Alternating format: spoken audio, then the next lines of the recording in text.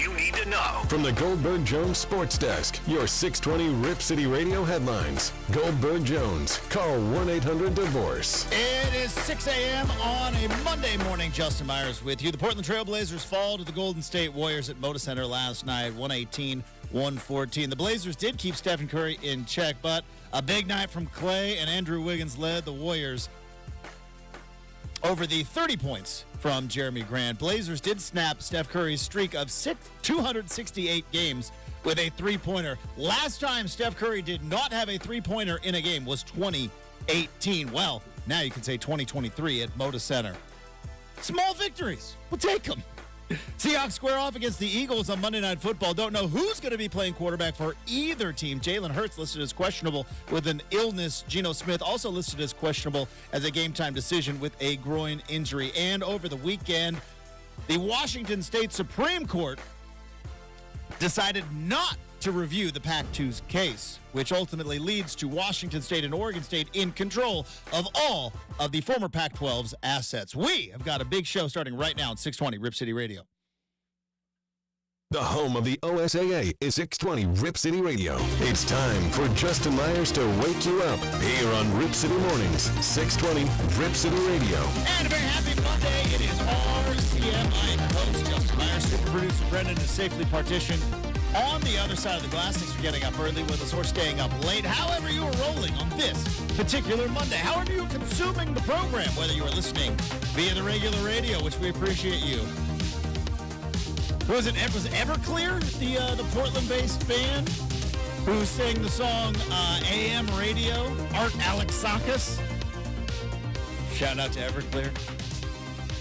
Whether you are listening on the AM radio, whether you're listening on the app, whether you're listening on the World Wide Web, or whether you are watching us via our YouTube channel, thanks for hanging out with us. We have got a lot of stuff to dive into on the big show today. Full slate of NFL games, but we will wrap up tonight on Monday Night Football. Who's going to be playing quarterback for the Seattle Seahawks? Is it going to be Drew Lock? It wasn't good last time, as the Seahawks are in a bit of a free fall. Actually, right now, I believe, as we sit right now, the Los Angeles Rams, don't look now, would be the 7 seed to go to the postseason in the NFC, a team that we all wrote off at the beginning. Remember, Sean McVay was like, hey, he's just riding out this contract.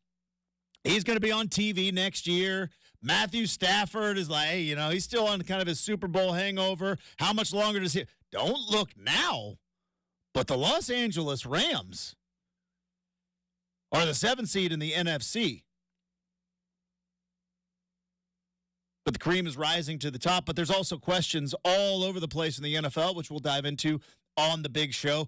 I'm going to just say this. And I know, look, whenever it happens to the Cowboys, it becomes a bigger deal, and I understand that, but I don't know if I want to be playing the Buffalo Bills anytime soon. The Buffalo Bills, I think the Baltimore Ravens are the best team in the AFC right now. But I don't know if I want to be playing the Buffalo Bills anytime soon. And in the NFC, again, we'll find out what happens with Jalen Hurts. But the 49ers, if they don't win the NFC, it's going to be such a failure. Now, I realize injuries happen, right? And what happened last year to Brock Purdy and the elbow, and when they were playing an NFC championship game without a functioning quarterback, which was kind of comical at the time, unless you're a 49er fan. But if the 49ers don't win the NFC this year, something went wrong. Just that confident in them, or not that confident in the Eagles and Lions? Have you seen the 49ers since they got Trent Williams back, right? Their big-time left guard, and since they got the guy who I believe is the straw that stirs the drink on that team, which is Deebo Samuel, since they got those two guys back, I mean, who's going to beat them? I mean, I think Philly could, but, not in San Francisco. But you can say that just lock stop? I think so now. Yeah, I watched a lot of the game yesterday. I guess let me say this, and I'll let you finish your point. My apologies. I got to be better at the cutting off thing. We're working on it. It's a process here on the show. All things being equal, 49ers play their best, nobody beats them in the NFL. That's kind of what I'm saying. Yeah, anytime.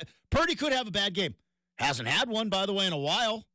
But all things being equal, if they are healthy and Philly's healthy and the Lions are healthy and who else in the NFC? That's probably it. That's probably it.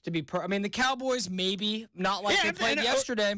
If the Cowboys are healthy, if all those teams are healthy, nobody's beating the 49ers. Like, you need like an all-time complete meltdown game from Brock Purdy, which, like I said, we haven't seen. We've seen some bad games, but we haven't seen that full-on meltdown game. 49ers are a wagon. And then, like, now, but you look at the AFC, Chiefs are still the Chiefs. Shout out to Taylor. Taylor's getting really into this football stuff. I don't know if you saw that clip of old T Swizzle up in the box, dropping F-bombs. She's one of us, one of us, one of us. It took Taylor Swift about 7 weeks. 7 weeks of watching football, and it's like now she's dropping F-bombs, calling out officials. I love it. It's the best. But the Chiefs are still the Chiefs. I think the Ravens are the best team in the AFC. Do not sleep on the Dolphins. And like I said, Brennan, I don't want to play I wouldn't want to play the Buffalo Bills anytime soon because they beat the tar out of the Cowboys yesterday, and it wasn't like Josh Allen had that great of a game. He plays well, look out. But I think the Ravens are the best team in the AFC right now. And again, the Ravens got a big win on Sunday Night Football, and it wasn't like Lamar Jackson had the craziest game either. So we got some NFL to dive into on the big show.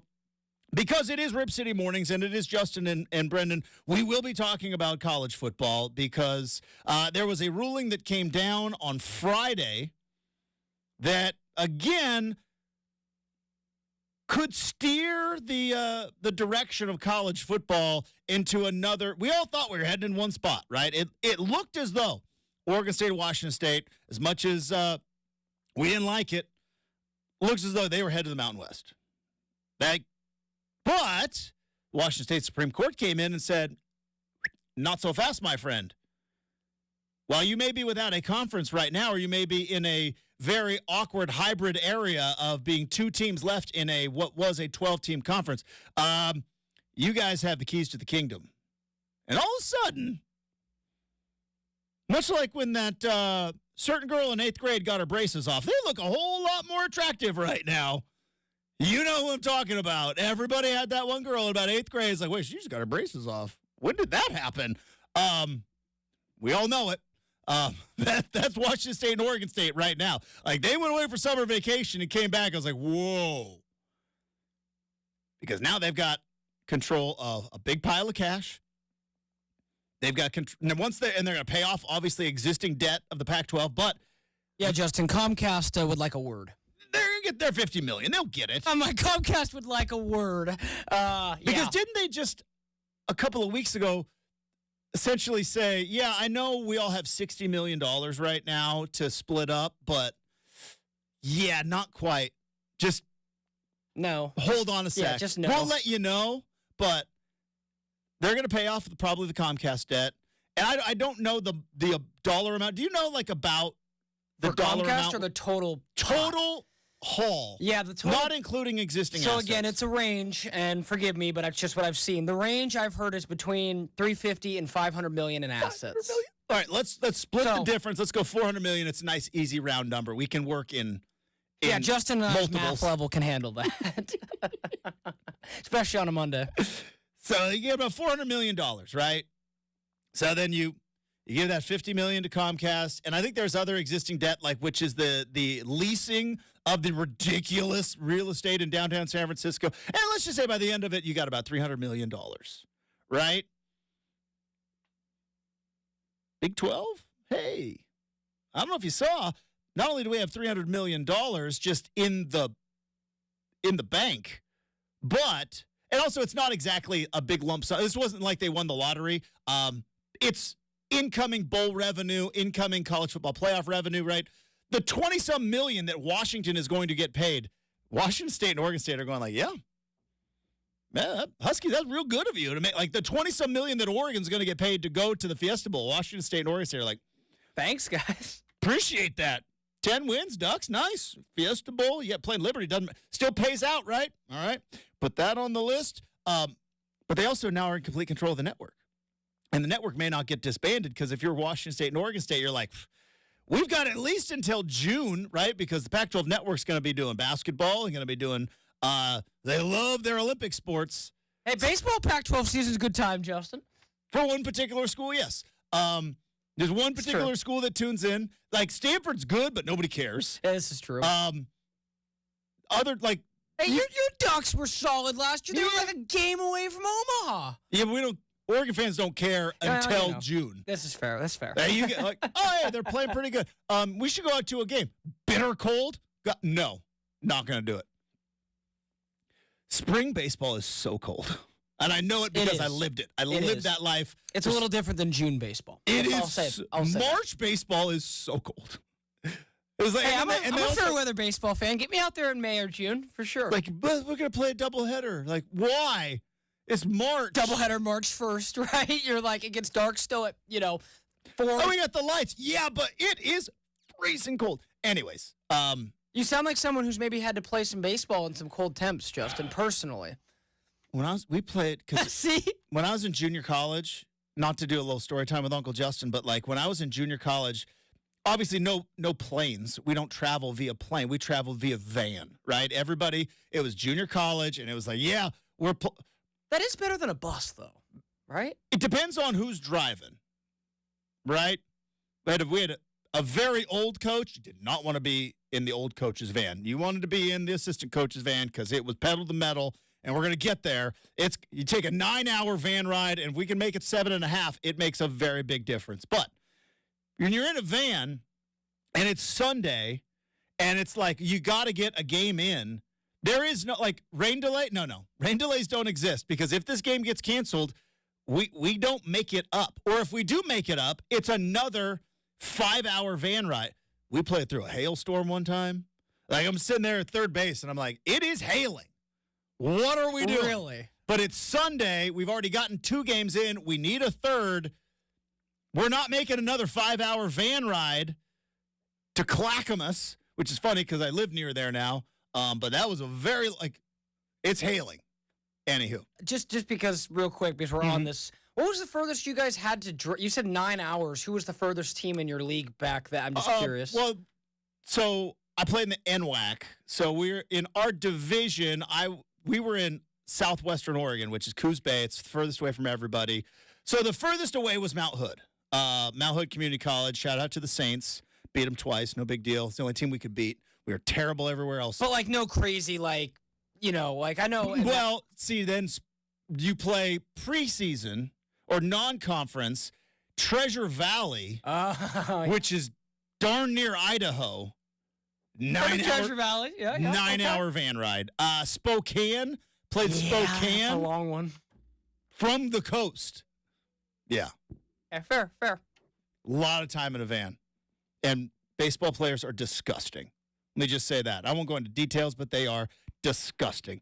So we're going to talk some college football coming up and what could potentially be the aftermath of that court ruling that came down on Friday. Plus, Chip Kelly had some interesting things to say about college football that I wholeheartedly disagree with old Chip Chipperoo about. So we'll talk about that.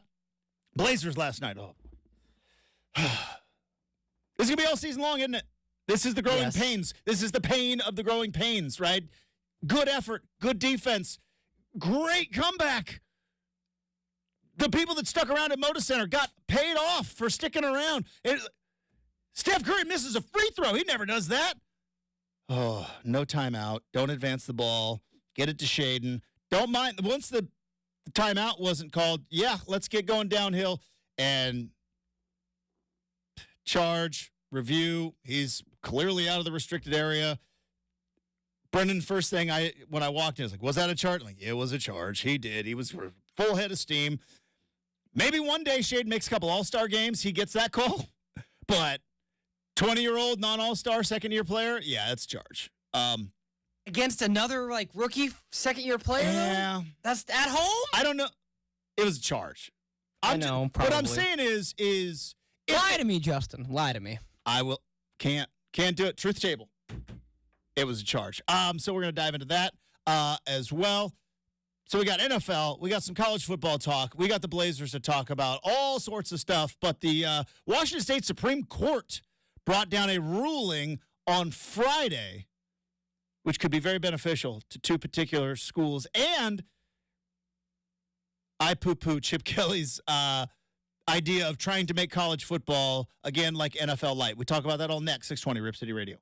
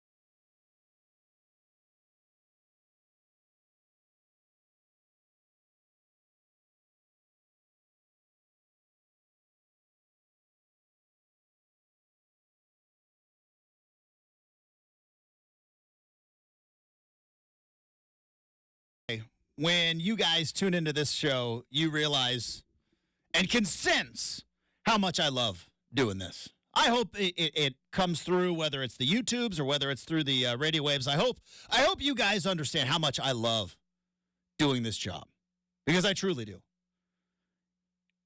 So much so that I will get up at the crack of dawn. Almost said the other crack of dawn, which I don't know if we're allowed to say or not. But you know what? I'm going to keep it. I'm going to keep it somewhat high brow around here, because I see things on the internet and I realize how lucky, and it is luck and some hard work and some other things, but it's a lot of luck. I realize how lucky I am to have this show. Why? Because 99% of you out there, 99.8 probably percent of you out there, if you love sports and you get on the X app and you see something and you go like, that's really stupid, the only way you can respond to it is to then get into a Twitter fight. You throw a response up, you can throw a quote tweet out there, and then you're on your, and it's like, and it goes out into the universe, and then what really happens? I am so lucky, because I see things that I'm like, that is, boy, that's something I disagree with wholeheartedly. And then I see something like everybody, like a lot of people in my field are like, this is genius. This is smart. Smartest guy in the room. And I'm like, this is not smart. Everybody's got the wool pulled over their eyes. And I'm like, want to fire off a tweet. And then I think, no, I'm so lucky. You want to know why? I get 9 segments a day. 9 segments a day where I get to talk about this. So if I ever feel like I am taking this show for granted, feel free to digitally slap me in the face, because I am so lucky. Why? Because there's a clip we're going to play, and it is a clip from a guy who I do respect as a football coach. Covered him his entire time at Oregon. When Chip Kelly was at Oregon, I was there. Brendan, you want a fun little story with Uncle Justin? Chip Kelly's first interview as the newly announced offensive coordinator of the University of Oregon Ducks football team was with me and a guy named Terry Johns. Shout out to Terry Johns. He's awesome. In the middle of a softball game between Oregon and Cal. That's right. I was at that point in my career where and I've told Brendan this, like, well, anybody ask you to do anything, say yes. Hey, Justin, you want to call a softball game? Yep, I certainly do. It's Saturday afternoon. Done. I'll be there. So we're sitting there, me and Terry Johns, and we're calling Oregon softball against Cal. And Cal's got this pitcher, and she is unhittable. Softball games, by the way, collegiate softball, kind of awesome, but also kind of boring if the pitcher is just mowing down Oregon. And I'm calling Oregon Cal with Terry Johns, and all of a sudden, one of our producers comes up and is like, hey, the new offensive coordinator guy from New Hampshire is here. Do you want to interview him? Yes, we do. So in the middle of Oregon and Cal, we interview this fast-talking out of the side of his mouth guy from New Hampshire that none of us have ever heard of. And his name was Charles Kelly, and he says, call me Chip. So I interviewed Chip Kelly first. Well, Terry Johns did. I'll give tip of the cap to Terry Johns, who, by the way, awesome dude. So I interviewed him first, and with Terry Johns. And he was, like, kind of like Chip, now, but he was talking about his offense and, coming out to the West Coast. And, it rains a lot here. But I remember he said, you don't have to shovel rain. And I was like, that's a really good perspective, because he comes from the snow, and I've always kind of stolen that line from. So I've known Chip from the moment he got to Eugene till I remember the day he left. And I did a pre- and post-game show for every game he coached, and it was an amazing run for Oregon football. It was an amazing run for Pacific Northwest and for the Pac-10 into the Pac-12 back then. An amazing run. But Chip always was a big thinker. He always had some big ideas. And now with college football the way it is, I believe this is the pregame press conference, or is this the postgame? I think it was postgame, actually. Might have been I can't confirm, but I'm 90% sure postgame, Justin. So UCLA technically it's the Starco Brands LA Bowl, Yeah, I'm going to go out on a limb. But it was the Gronk Bowl? Yeah, I'm going to go out on a limb and say that the writers' strike, which impacted late-night TV, probably impacted why Jimmy Kimmel's not sponsored. Or maybe he was like, I did it once, and I don't need to do that ever that again. Too. But I was like, oh, wait, late-night TV didn't happen for about 6 months. Maybe Jimmy Kimmel can't afford to sponsor the bowl game this year. But UCLA gets a 35-22 victory, and obviously that was their final game wearing a Pac-12 patch on their uniform as a football program. They're going to be going into the Big Ten with Oregon and Washington and USC next year.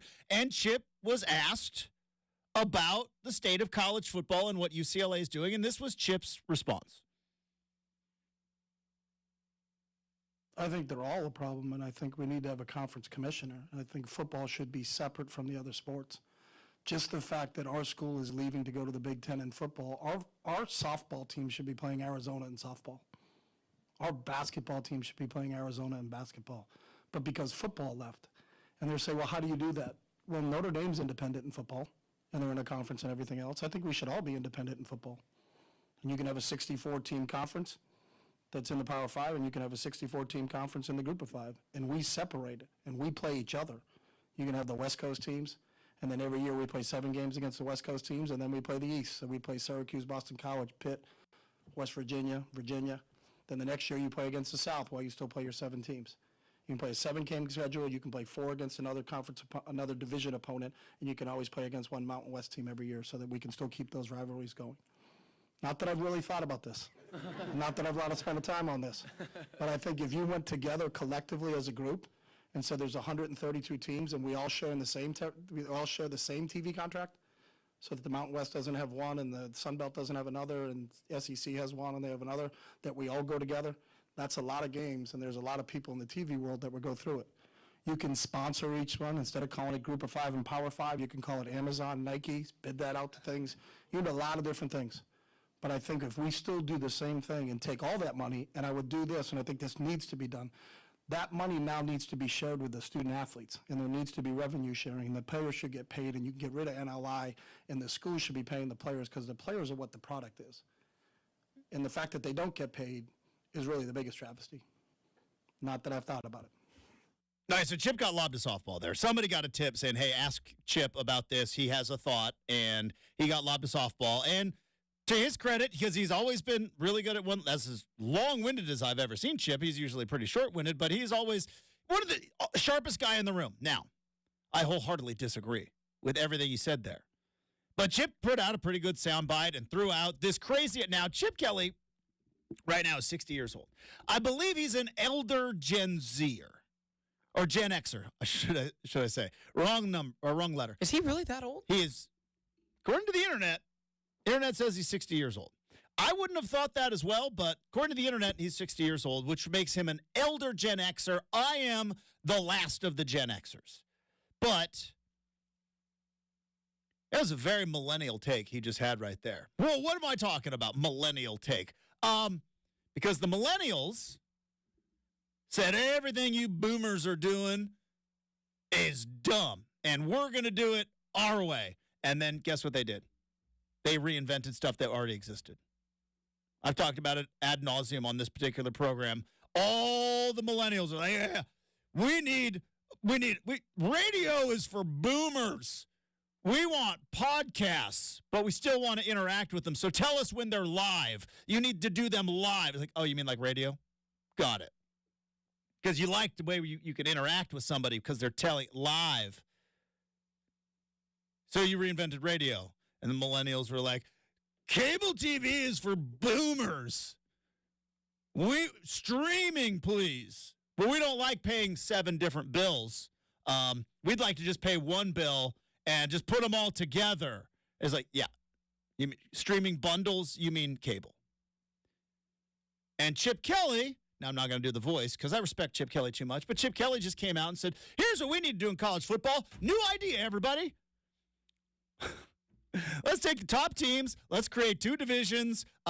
Let's separate and put a commissioner in charge. Interesting. Where have I heard that before? Let's put a commissioner in charge, make us separate, get one universal TV contract, take that TV money, put it into the one universal bank account, and pay out the players.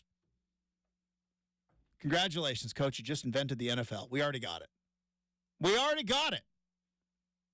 Was there one original idea that Chip Kelly just threw out there? And the answer is no. He did not have an original idea. He just basically wanted to take the top 64 teams, right?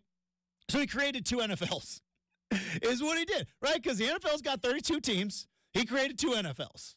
That was to get 64 teams. All right, now who's going to determine who's in the 64 and who's not? Now that's something, because all the butt-kissing media people, and I'm sorry, but you're out there, all the butt-kissing media people are like, oh, Chip Kelly, genius. It's like, is he? Or to just regurgitate a bunch of NFL talking points? Because that's what he did. I could regurgitate a bunch of jokes from The Office. Am I a comedian now? No. Chip Kelly's not a genius. He regurgitated what he basically tricked all of you into buying something you already have, which, by the way, makes him a genius salesman, not a genius. You ever been tricked into buying something you already have? I have. Good salesman. Now, you may already have this, but this one's just a little bit different. Like, is it, or is it just a different color? All he did was just create the NFL twice. Did you hear every idea he had there? 64 teams. All right, well, there's 32 in the NFL. So you make 2 of them. Create a West Coast, an East Coast, a North, Midwest, South. Oh, like the divisions? Got it. And then the divisions play different. Like the West Coast, one year they'll play the East Coast, and one year they'll like the AFC West plays the NFC East this year. Okay. Got that. That's in the NFL too. One universal TV contract. You mean like Sunday Ticket? You mean like the entire league is like, you mean like Sunday Ticket? Because again, I'm the only one I shouldn't say I'm the only one. I'm one of the few out there that do not want college football to be like the NFL. Because you know what I love about Saturday? I get to watch all the games. I get to watch all of them. Any college football game that is of any bit of substance, I get to watch them all. Why? Because I don't do streaming bundles. I still have cable because I'm an old boomer. I'm a Gen Xer, but still.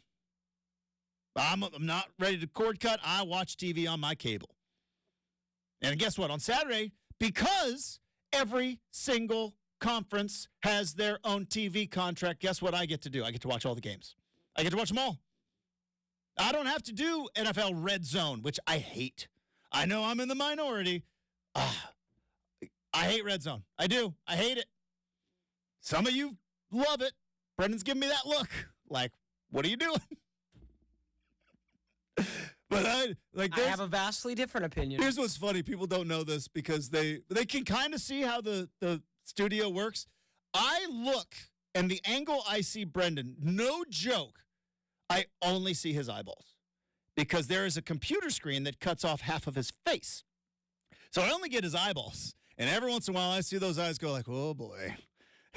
Makes you wonder, Justin, if you could even see me if I was sitting all the way down and the chair was not all the way up. So how about if the chair was down? Can you even make... No. Yeah. Or if I wasn't standing up. But as we sit right now, I just get your eyeballs. And I don't like Red Zone, all right? Not my thing. Because I like on college football Saturdays, it's like 2 teams I don't have any rooting interest for. Is like they're playing an absolute barn burner over on CBS Sports Plus. I'm like, do I have that? Sure do, because I got cable. What if they make a Red Zone for college? Again, we don't need it. You want to know why? Because they're all on TV. Brendan, we don't need Red Zone for college. You just have to pay attention and use your remote control. You have it. Streaming, that's hard. That's a you problem. That's not. If you have cable, we'll work it out. All right, we'll figure something out. But again, that's why every conference having its own deal is a good thing because all the games are on. And I know most people in this business would be like, Justin, just get Sunday Ticket. And they'll just create a college version of Sunday Ticket. Sunday Ticket's expensive for a lot of people. I'm very lucky. But like Sunday Ticket for a lot of people, that's an expense. All right, so he said create the divisions. Boo, all right. Then came the big one, which was the TV revenue should then be dispersed amongst the players. And I've heard this a couple of times. Jim Harbaugh brought this up. Chip Kelly's brought this up. And it sounds, once again, like a good idea. If you are an NFL, if you are a professional sports league, this is a good idea. College football is popular for other reasons other than just good football players. People get mad at me all the time, and I don't care. The players are not what make college football special. They never have. Sure, there are special players here and there, and I will always appreciate the effort that they put in. But what makes college football special is Old State and the alma mater and the fight song and homecoming and rivalry and the colors and the laundry and the stadium, the experience, Saturday tailgating. I've always proposed this experiment before. Now let's go back to the old college football ways. And you took that Power 5, which is about, let's just do it because it's easy math. Brandon, let's take the top 60 teams in college football. And let's say I'm going to create a 10-team G League for football. And for whatever reason, somebody allows me to take the 10 best players from every group of 5 or from every Power 5 school. So that's about 60 players. So if I took it's 600, let's get the math right. If I took the top 600 players in college football, and then I dispersed them to 10 teams in a G League style, right? It's about 60 people, right? 53 on an NFL roster, 60, it kind of makes sense. And I came up with some funny names like the XFL does or like the USFL does. And I said the top 600 players in college football right now are gone. They're playing in this G League on Saturday afternoons. But Division II players, 1AA players, FCS, junior college guys, they would come and fill out these rosters. But it's still Michigan and Ohio State and Oregon State and Washington and USC and Texas. But they don't have the 600 best players. They play in the new football G League. What's going to be more popular? The one with the best players or the one with your alma mater or your state or your tailgating spot on the Grove in Ole Miss? Or you see what I'm saying? They go, let's just pay all these players. Like the players are not, they're a function of a great working entity, but they are not the secret sauce, never have been, never will be. Players in college football coming. That's why the transfer portal's called carousel everywhere. You ever follow a player from team to team? No. You work for the laundry. So once again, I have ultimate respect for Chip Kelly's brain as a head coach, and he created an offense back in 2007 that almost got Dennis Dixon a Heisman Trophy and almost got Oregon a national title, and then had 2 more shots at it in 2010 and 2012, legit shots to ultimately win the national title. And for that, I'll always respect him as a football coach. This is a bad idea. Because I'll tell you what, keep making it more like the NFL. Keep making it more like the NFL. Keep making it more like the NFL. And I'm going to sound very Pollyanna-ish here. College football has a soul. NFL is soulless. It's business. And I like both. I like both. I like the fact that on Sundays, and now obviously they're playing Saturdays and Thursdays and Mondays, but I like the fact that the NFL, it's cutthroat. Kicker misses 2 kicks, he's gone the next day. Meanwhile, Oregon has Camden Lewis, who's missed a couple of big kicks this year. Guess you got to work through it because that's who you got. It has a soul. It has heart. That's why you have 100,000 people show up to watch Penn State play. That's why you have 100,000 people show up to watch Michigan play. Nebraska has 90,000 people in their stadium. And if Nebraska is, what were they this year? 6-6? Same amount of people show up at Memorial Stadium. I believe it's called Memorial Stadium. Memorial Stadium in Lincoln, Nebraska, the exact same amount of people show up when they are 4-8 and 6-6 as when they are 12-0. I don't know if you saw the attendance of the Falcons Carolina Panthers game in the South, where it just means more, right? Carolina, that's it, and Atlanta, that's SEC. You could get in the state. Did you see this clip? You know what it costs for a ticket to the Carolina Panthers Atlanta Falcons game? Take one guess. You'll never guess it unless you saw it, but take one guess. $5. 45 cents. See, so to me, like 45 cents to get in the game. I'm just gonna take a minute to be. That just means more down there. I'm gonna take a minute to make it all about me for a second, Justin. Cool. I've never been to an NFL game that's not a preseason game, Yeah. largely because, and you know this, regardless of whether or not they're good or bad, the 12s are gonna fill Lumen Field. Like that's never going to be a, hey, here's a cheap Seahawk ticket. Yeah. You know, again, if I wanted to pay several $100s. I could go watch an NFL game, but the Seahawks aren't my team, and I'm like, well, is it worth it? Justin, to know that, like, casuals could go to an NFL game for less than $1? 45 cents. Now, there's their fees. Sure. Fees that were incurred. But, regardless, okay, 45 cents. You're right. Ooh, I'm paying $15 for a ticket at most. Because it was either get 45 cents or tarp it. Justin, could you imagine It costs more to tarp it than to charge 45 cents for a ticket. That's ridiculous. But could you imagine if on top of it, Carolina was like one of those places where the food was cheap, where you're like, yep, I got my 45-cent ticket, got my $2 beer, got my $1 hot dog, man. What a great $10 outing for the family today. And the Panthers won, Justin. Yeah. Panthers won. They scored 9 points. Second win of the year, baby. Keep trying to make it like the NFL. Keep doing it. Let's just keep. Well, I saw all the college football media like, oh, Chip Kelly with just an absolute scorcher. It's like, he didn't create one new idea. He just carbon copied the NFL. And would you say he's had some time to reflect on his time in the NFL, perhaps? Yeah, Justin? and by the way, so I don't know why Chip wants to keep creating the NFL. He got fired twice. And I say this as a guy who got fired twice. Hey, I've been no fired expert. twice. But, Justin, I'm just saying, the 49ers, since they fired him, yeah, no expert, just an observation. Like, you know, some other changes happened too, but that's by the way, the Eagles also. It is true. Just saying. That's true.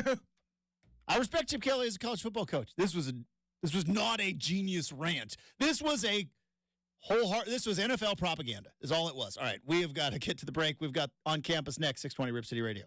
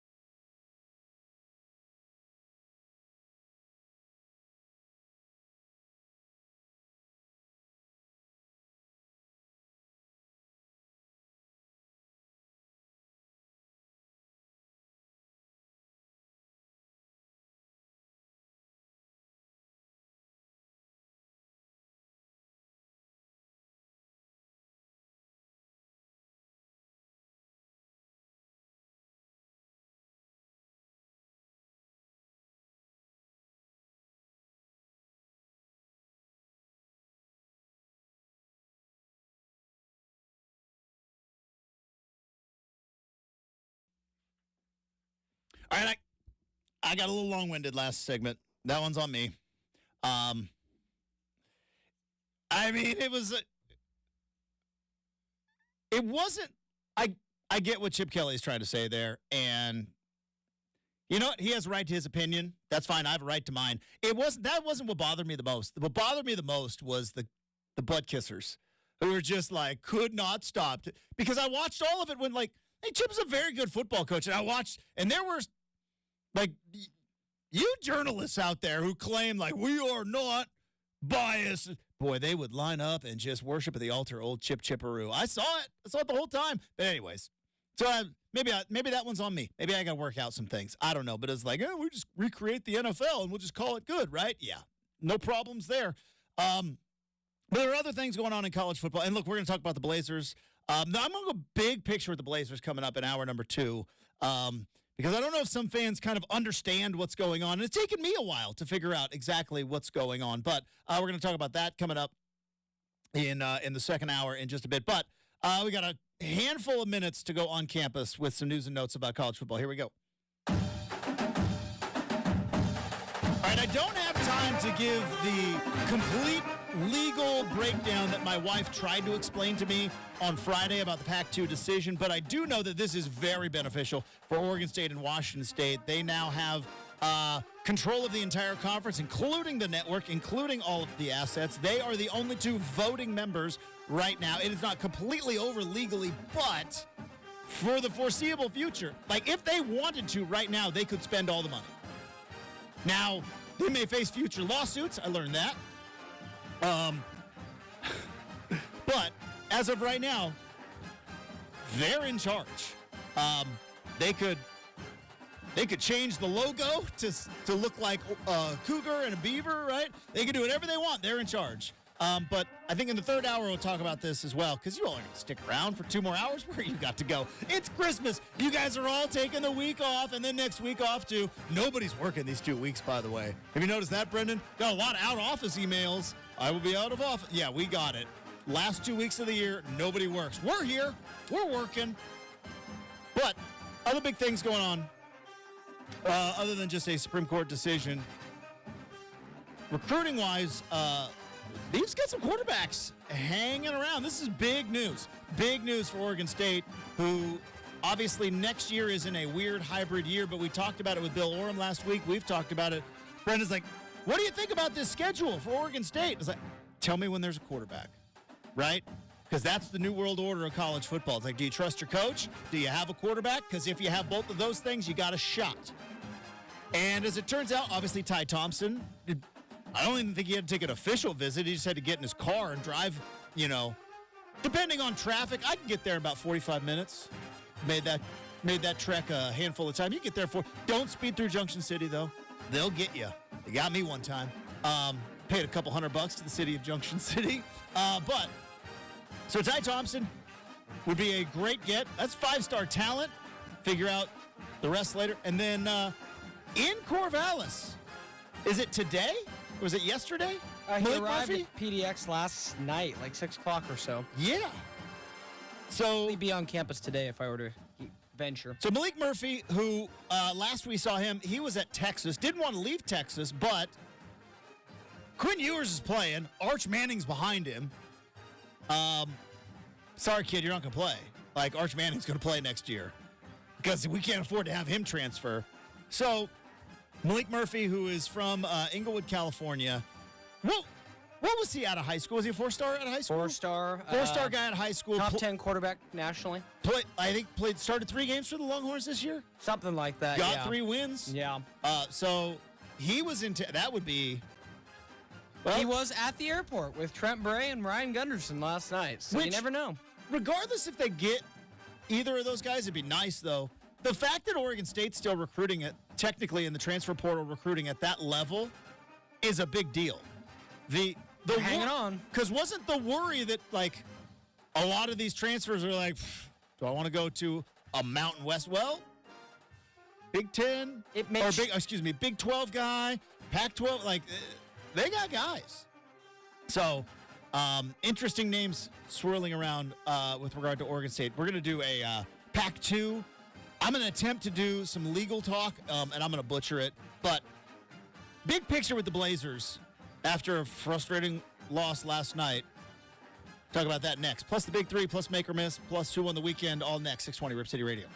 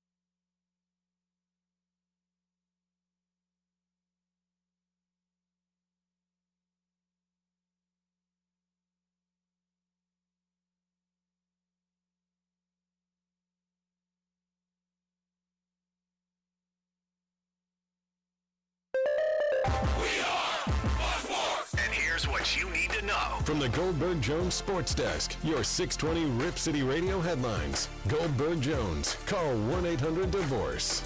It is 6 a.m. on a Monday morning. Justin Myers with you. Blazers fall to the Golden State Warriors last night at Moda Center.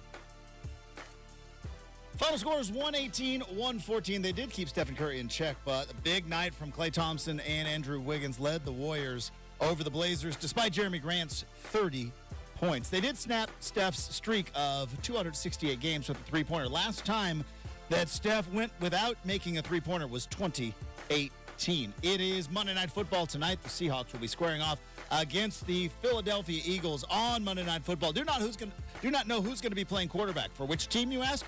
Either. We don't know. Could be Marcus Mariota, could be Jalen Hurts, could be Geno Smith, could be Drew Lock. We don't know. Both starting quarterbacks listed as questionable. And on Friday, Oregon State got a slew of big news. Damian Martinez had charges dropped in his DUI case. He is now immediately eligible to play in the bowl game. And the PAC-2 is under the stewardship of Washington State and Oregon State. Hour number 2 starts right now at 620 Rip City Radio. The home of the OSAA is 620 Rip City Radio. It's RCM with Justin Myers, right here on your home of the Portland Trailblazers, 620 Rip City Radio. All right, 20 minutes from now, we have got Make This. 40 minutes from now, we are going to crown a champion of the weekend. I braved Target 10 days before Christmas and came out unscathed. Kind of feel like I was, I didn't win the weekend, but, I mean, I definitely had some adversity that I had to overcome. But we will be crowning a champion of the weekend. A lot of big stuff happening from the moment we left on Friday. What is it with us and, 30 minutes after we leave? Remember we were talking about Brandon Staley on the show Friday morning? And we're like, boy, are they going to wait till... It's like Friday show, we wrap up the mailbag. Have a great weekend, everybody. I get in my car, Brandon Staley's fired. And GM's fired. Which, by the way, kind of interesting that they fired both the head coach and the GM. I don't know if I've ever heard of that. But here's what I do know. And, Brendan, you know this. What jobs does Bill Belichick hold with the New England Patriots right now? Like everything? Far as... Head coach and GM? Yes. He's both, right? When he would come in and he would be both head coach and GM? Yeah. Oh, and the Chargers just happened to fire their head coach and their GM? Well... I get what you're getting at. It's a little too coincidental. But, Justin, usually it is a clean break when you want to start fresh. You don't usually keep the boss and not the underboss. Yeah, I know. So on. But I see what you're getting with at. Me on the... Yeah. It's way more fun to do it this way. Like you told me, we have not seen a head coach, Justin, traded since Gruden. Now, not to say it can't happen. Oh, it's going to happen. But... wouldn't it still be pretty whoa, if Bill Belichick gets traded? It works out so well for all parties involved. I agree. On paper. Now, I don't know. Does Bill Belichick have the magic, or was that magic just the brain of Tom Brady, right? Because he's got a lot of rings. He doesn't have anything after Tom Brady. He doesn't have anything before Tom Brady. So, and I know I take that back. He has a ring as a coordinator for the New York Giants. 2, actually. He also had Lawrence Taylor. He did. Maybe the greatest defensive player in the history of the NFL on both of those teams. So, just say, now, that's not a criticism. It is simply an observation. No coach wins multiple Super Bowls without talent, right? It's like, Bill Walsh, you had Joe Montana. You think of Mike Shanahan, right? He had John Elway. These guys... they all need great players to win. Like Andy Reid had Patrick Mahomes. Andy Reid was a choke artist, remember? Remember Andy Reid with the Philadelphia Eagles? Good, not great, couldn't get over the hump, couldn't win the big one. He gets Patrick Mahomes. Oh, weird. That guy can win Super Bowls now. Crazy how that works. I mean, he had Donovan McNabb. Donovan McNabb was a dude. He ain't Patrick Mahomes. All right. But Patrick Mahomes, when it's all said and done, and I don't want to have recency bias, and I don't like doing... As much as I will defend the Jordan is the greatest basketball player of all time, I divert back to what Michael Jordan said, which was to compare between eras is kind of almost insulting. You can't do it. That was that era. This is this era. And quarterbacking is the same. That being said,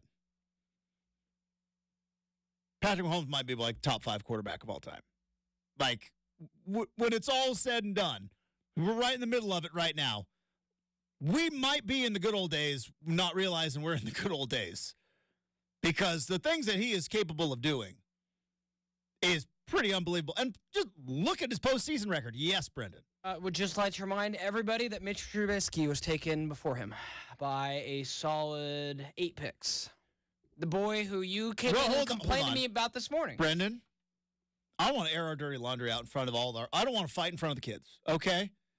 I specifically asked you not to bring up Mitch Trubisky today. No, you didn't say no, bring him up. You just said I'm mad at him. It was implied. I did not want to hear about Mitch Trubisky today. And of all the quarterbacks you could have picked that were picked in front of Patrick Mahomes, there was only one. You had to. I don't. There was only one. There were no other quarterbacks. That was it. Like you take Mitch number 2 and no one else until number 10. So he's so bad. I know he's so bad at quarterback. And that was Chicago again. It's. And then the Steelers were like, yeah, we'll take him on. He might be a stopgap after Big Ben retires. Like, nope. Could have done that one over. Yeah, that's quite a bit different. I mean, but yes, that's only. The fact that the Steelers fans are chanting for Mason Rudolph, right? That's the point we're at in Steeler football. It's so bad. How nuts is it, Justin, that was only, and considering COVID, like in what that did for our scale of time, that was only 5 drafts ago. I know. Like that, when you think about that, you're like, whoa. Like Christian McCaffrey, Patrick Mahomes, those guys, it was like 5 drafts ago. Now, here's the deal. I'm just a goofball in a microphone hanging out here in the beautiful Pacific Northwest. I do not have quarterbacking skills whatsoever, but I do have eyeballs, and I do have 20/20 vision. Never had glasses. Never had contacts. Very beneficial. How Mitch Trubisky just has not gotten one bit better. Like, I watched Jake Browning. Play for the Cincinnati Bengals this weekend, and Jake Browning was a good, not great college football player on a great/elite team, right? I don't think he ever won Player of the Year at Washington. I don't know if he was ever first team All Pac-12. And even Washington fans will tell you, yeah, he was a winner, sure, but did all-time defense, and very rarely did any of those wins for Washington come down to we need Jake Browning to make a play. And then he bounced around the league for a little bit. And guess what, though? He got better. Right. He got better. I'm going to go on a limb. And he's like really good. I don't know if he's really good now, but he's winning games in the NFL. And I will not ever poo-poo winning games in the NFL, right? And he's won, 3 in a row now? And like that pass that he made might have been a little luck. Yeah. But that threading the needle and in overtime, and it's just like, that dude's a ball player now. He might have. Has Jake Browning earned himself a job next year? Oh, I think so. Is somebody going to be like, hey, maybe let's take a chance on this Jake Browning? And he's slamming his helmet and he's yelling at the Vikings like, you should have never bleep and cut me, which I love. I don't like this whole loving Washington players thing that I'm doing here, but you know what? I love a guy that holds a grudge and has got a little bit of pettiness to him. Jake Browning has gotten better at football.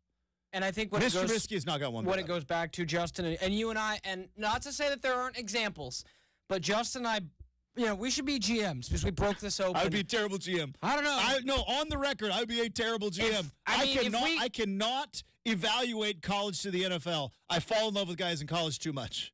If we follow just our own theory, Justin, we would make great GMs despite that, because going back to Trey Lance and how we talked about the fact that he had no... look at him versus Jake Browning, right? We talked about the fact that Trey Lance started, 12 games compared to Jake Browning's 40? Yeah. Pulling up Mitch Trubisky, Justin, knowing what we know now, why does a guy who could only start at North Carolina his final year, 1 year starter, go number 2 overall? There's not look at it now. Not Drake May, who's been the starter for multi-years, not Bo Nix, not Michael Penix, not Caleb Williams. We would never take a quarterback off 1 year in today's theory. Well, I disagree. I think that we would.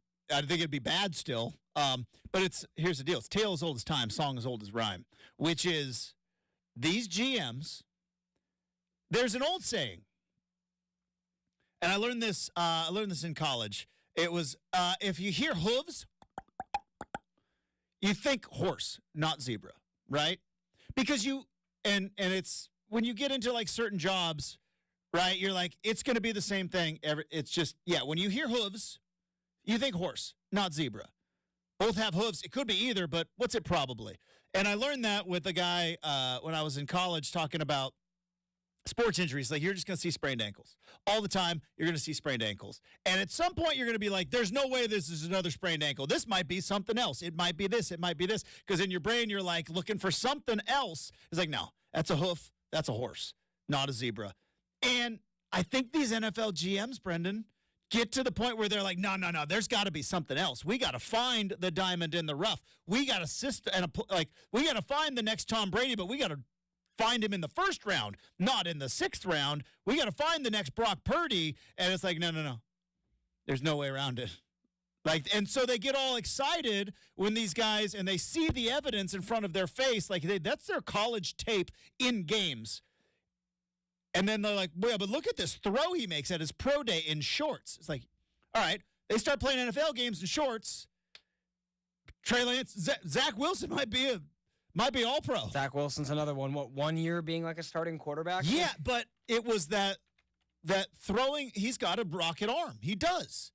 He has got an arm that is unreal. And he was going and rolling left and throwing right and all. And they're like, yeah, but they don't wear shorts in the NFL. Let me rephrase. Those big boys wear helmets and pads. Let me rephrase. 1 year of being good. I'll put it that way. But that's what happens with these quarterbacks and these GMs and these player personnel guys. Just, and it's human nature. They just overthink it. Yeah, give me the 4-year college guy that's won a ton of games, Justin. Yeah. That's my takeaway from this. And if I drafted quarterbacks that way, I think I would have a job for a few years. So, you might not win the Super Bowl, but you know what? You're probably not going to go, 3-14. Give me them 4-year college quarterbacks with just a little bit of moxie and some swagger. Well, and that's going to change over these next couple of years because you are going to see more Penix and Bo Nixes in the world and more Cam Risings in the world because they can now afford to stay 4 years. Right? You're going to make $1.5 million. You're going to stick around. Like, you are going to see, I think, a slew of quarterbacks over these next couple of years, guys who are like, I could leave and be a third rounder, or I could come back, make $1 million, live life like a king on campus, maybe try to win a championship, get more starts under my belt. Like, those are going to happen. You're going to see more and more of it. I firmly believe it because the money's there. Because guys like Chip Kelly are trying to turn the NFL into, or the college football in the NFL. Said we're going to talk about the Blazers. That was a lie. We got stuck on quarterbacks. But you know what? Welcome to the show, everybody. Let's dive right into the big three. Here we go. It's time for the 3 most important stories. It's the Big Three here on RCM. All right, first thing you need to know, another night, another frustrating loss for the Blazers. Look, these are the pains of the growing pains, right? This is the pain part of the growing pains. Young teams make young mistakes, and, credit the effort. And I'm not to the point now. At some point, we're going to have to treat the Blazers like professional NBA players.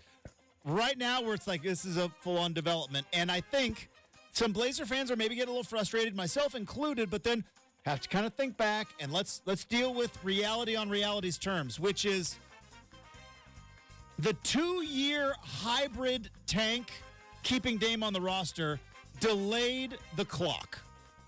There was a clock which should have started New Year's Eve losing to the Lakers 2020 or 2021, I believe.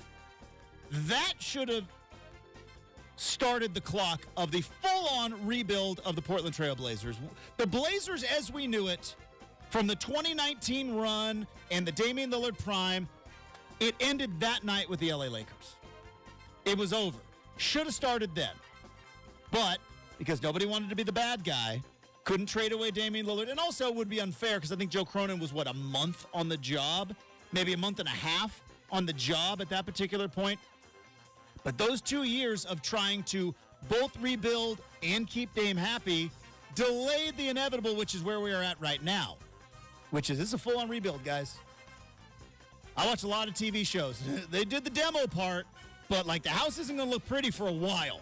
You got to use your imagination. And I could see it a little bit with my imagination last night, but there's also going to be, like any other rebuild, again, if you watch house shows like I do, there's going to be some hiccups. Some contractor's going to show up with the wrong tile. It makes me think back to what we said, Justin, when we were stuck in this middle ground, and you and I said we would just like to see the Trailblazers lose differently. They are. And I'll say this, tough. There have been so many games these last 3 weeks where Justin and I come in and go, man, it was right there. And I don't want to discourage that. But, like, when you see stats like last night, when you're, maybe it's on him, maybe it's on your defense, but when you break a stat for Steph Curry like you broke last night, Justin, that is a quantifiable thing that you can point to in a team meeting and say, our on-ball defense is getting better. That's the greatest three-point shooter of all time. You guys did that. So, in that respect, I like seeing some defensive build from Chauncey and company. I'm with you, and I love the positivity. That being said, let's call timeout. Let's advance the ball. All right? Yeah. I'm just going to... Don't poo-poo my world, Justin. I'm not. And by the way, for those of you going like, oh, yeah, after the fact, Justin, with your hindsight, you wanted DA to call. No, I said it at the time. Have a witness, dog and wife, both like, timeout! Second thing you need to know, the State Supreme Court in the state of Washington upheld the ruling of the original judge. And essentially now, without a stay, without a pause, PAC-2 is owned and operated, for lack of a better term, by Oregon State and Washington State. And then finally, third thing you need to know, Seahawks and Eagles in action on Monday Night Football tonight. Who shall be playing quarterback? We don't know. We'll wait and see, as Jalen Hurts and Geno Smith both listed as questionable. We got Make or Miss coming up next, 620 Rip City Radio.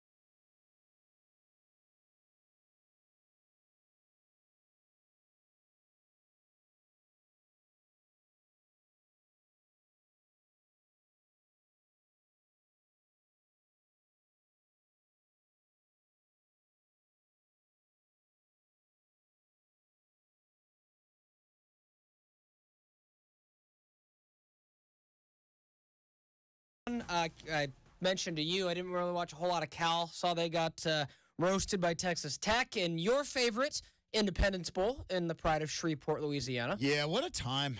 What a time the Independence Bowl was in my UCLA life. gets a home win, essentially. Against Boise State, yeah. So Boise State with an interim?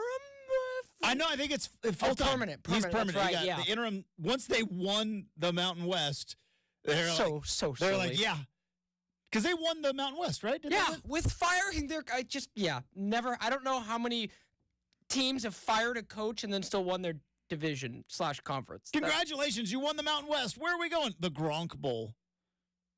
That's not wrong. I mean, it's like these bowl games want us to take them seriously, right? Like I've talked about multiple times how I have drawn the ire of Fentress, who's going to be on the show in an hour. I've drawn the ire of Aaron Fentress because I'm like, these games don't matter. Like, they don't matter. And I've been proven right, by the way, in time because players aren't playing in them. Coaches aren't coaches and coaching. I mean, the fact that Trent Bray is like, guys, I got stuff to do. I got Malik Murphy in town. I can't worry about getting you ready to face Notre Dame. I don't know who's going to be playing for Notre Dame. I can't worry about your Sun Bowl. I got some recruiting to do. Like, the fact that we have a new coach saying, guys, I'm not coaching in the bowl game. Honestly. That tells you what the bowl game means. I was always right about this. But, like, everybody give me, like, these bowl games, they matter to the players. Like, Gronk's doing the national anthem like a clown out there, right? Like, what are we doing? I mean, you're not wrong. Jimmy Kimmel's playing the clarinet with the fan, and it's just a Right. big old, it's a joke. And there's nothing wrong with the joke. There's nothing wrong with a good time. Let's have an exhibition, but let's call it what it is. Yeah, I think that when you, it might be one of those things because I don't know, Justin, if it's really happened before the way that, like, Trent Bray's specific situation. But I think, I don't like think you I've ever said, seen it before. it could be, like, so many people are just, for lack of better terms, I say so many people, just people who have, talked to me at Beaver's Edge and whatnot, like, just flabbergasted at, like, well, why is he not coaching? Why are the new coaches not going to be coaching in the bowl game? I had someone go, well, our offensive line can certainly use the new offensive line coach. And I'm like, no, they're not for lack of better terms, they're not wasting their time with it. You go look at, like, Oregon State, Justin, specifically. They have their coaching staff listed on their website. Then they have the Sun Bowl coaching staff. Well, list. half of them are going to Michigan State, right? Maybe. Most everyone's potentially. gone. It's just grad assistants. Yeah. Like, grad assistants are coaching the receivers, the tight ends, and I think, like you said, that just adds weight to your point that, like, most importantly is next year getting quarterbacks, transfers, all that. If this was a normal year, I would probably be like, come on, Trent, let's coach the bowl game. You get, like, because these coaches love practices, right? You get 3 weeks of practice to where you could essentially make that an extra spring session and all that, but you don't have a quarterback. There's no sense in developing guys who aren't going to play. Like, hey, let's develop our third string core. It's like, no, I have to hit the ground running right now. On top of, I have to re-recruit my entire roster to stay. If you don't mind, please stay. And then I got to go out, and I can't draw up a defense against Notre Dame right now because I got to take this phone call.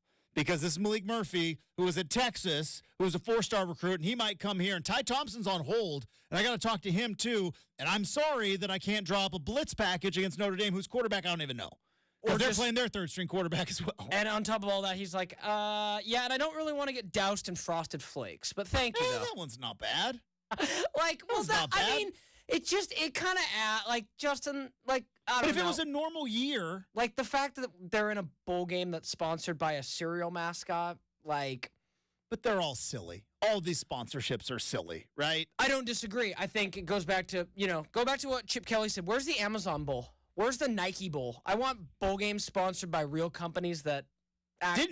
Remember? Not to say that Frosted Flakes isn't, but. Frosted Flakes is a fantastic company. How dare you? You and I talked about it, Justin. General Mills, I believe? Like, I don't eat a lot of, sugared cereal as an adult. Yeah, but neither do I. should I do? Like, I mean, it's a kid's thing. When was the last time you had a bowl of cereal? Oh. Like a legit bowl of cereal. Do we count? We don't. Poured milk in bowl with cereal. Okay, you're gonna. And I count like hotel. You're gonna roll your eyes at me, but I just have to ask because it's like I'll say probably months for cereal, unless you count like cream of wheat. No. Okay. Actual cereal. Like 6 months. 6 months? What was it? Do you Probably remember? Captain Crunch. Captain Crunch. It Just it was appears. like it was at the time. Was it like a hotel thing? No, it appears in our house. Again, I have a 18-year-old brother, so the sugared cereal pops in and out from time to time. And It's just every once in a while you're just like, I got a craving. I need the Cap'n right now. yeah, I but gotta give me some. then your roof Was of it your Crunch mouth. Berries? Was it Crunch Berries? Oh yeah, it's what I wouldn't give to be a teenager again in some respects, Justin. They still still have life by the bowl of cherries. It's been years since I've actually had a bowl of cereal. Yeah, not even years. like adult healthy cereal, like Total or There Honey was Bunches of Oats, Yeah, or something good. years. Yeah, like There was a time where I did eat like I don't hate cereal. a fancy like organic granola because That's probably very good that's for you. me. Probably good for you. There's a lot of Justin's like, no. a lot of carbs. Turns out there's a lot of carbs. I could use a And quality. of course, because I'm me, like almond milk, because I don't try not to do the dairy too much. But yeah, it has been years. But man, I loved it I love cereal. There was nothing better. There was no fresh box in the house. You pop it off first before your brother gets there, Yep. and you get a heaping because just like a bag of chips. Right, those first two handfuls of like Ruffles Yeah. are so good. And they're just like gigantic and then you get about halfway through the bag and it's like you got half Ruffles. Pretty much. You got about half. Yeah. And then you get down to the crumbs and it's just a little. But like cereal, especially Frosted Flakes, same thing. Like if you got that first bowl of Frosted Flakes and they're all intact before they all become crunched up, or like before you or your brother start digging down for the toy and you just ruin a third of a box of cereal, like what a time. Who didn't look for the toy in the cereal? But yeah, I mean, it's. You try to do the thing where you put it sideways Oh yeah. and like oh yeah. and like you arch the box. It was like I think I can get it because Oh yeah. I grew up with a brother who was 2.5 years younger than me, so it was a battle over who gets the toy. I'm gonna get there first. Oh, it's great. But yeah, like honestly, Justin, like that's kind of my boring adult life now. Is like if I ever have like a cereal craving in the morning, it's like, yeah, get a bowl of cream of wheat. Yeah, cream of wheat. Did you microwave it? You microwave that bit? I've never had cream of wheat. Really? Yeah, I've no. had oatmeal. Yeah, I had mean, an oatmeal I've done, kit for a long time. Yeah, I know it's Does kind it of taste like oatmeal? It's hard to describe. It's kind of easily. It's probably I might be the only millennial that yeah. Gen there are Z. some things you do that are kind of above your age range. Yes. And there are some things you do that are accurate. Oh yeah, for sure. It I goes would say both your ways. cream of wheat, like that's older. Yeah. I can't ever say I've ever. You might be the first person I've ever known to have cream of wheat. Oh yeah, like a little just I mean. Other than maybe my grandma. typical Brendan, add a little brown sugar to it to make it sweet. But yeah, Over oatmeal, huh? either or. Like I don't. It's actually kind of embarrassing. I don't know if we have a canister of oats currently in our house. Yeah. But if we did, oh yeah, I'd go for oatmeal. I like oatmeal. Oatmeal's Yeah, legit. I mean, the oatmeal it doesn't get the love for breakfast, but solid, healthy option that's not a big old syrupy waffle, Justin, or pancakes. Oh man. So yeah, all that to say, that's that being- this is eating with Brendan in the morning. Let's get to Baker Miss. All that being said, Aaron Fentress joins us in less than an hour. All right. Yeah, let's go to Make or Miss. It bounces off the crossbar, and it's good! Oh, my goodness! Oh, and a big miss. It's Make or Miss here on RCM. Was Captain Crunch when you were a kid? Was that your go-to? I was a Captain Crunch guy. Yeah, I was a soldier in the Captain's Army. It was a battle, Justin, because Mom could be swayed at the store.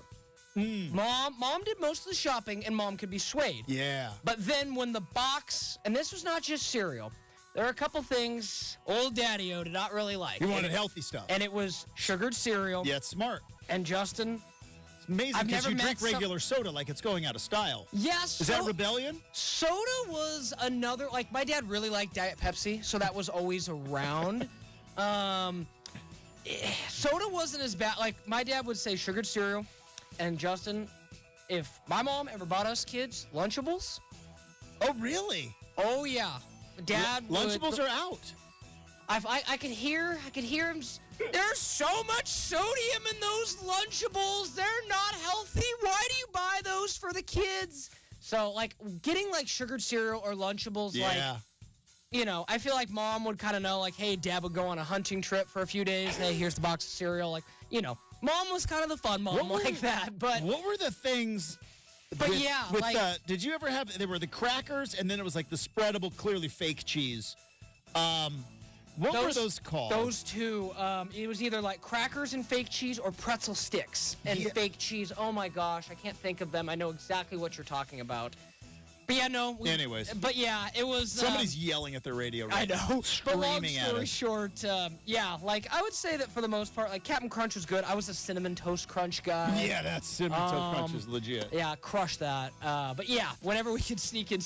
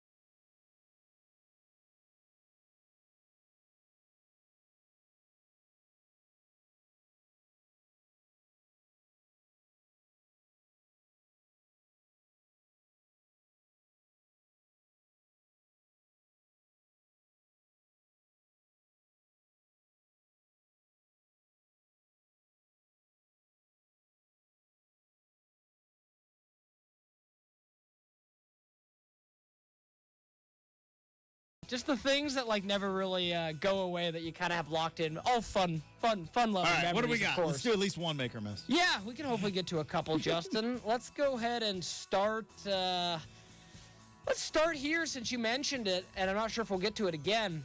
Malik Murphy would be huge for Trent Bray and company.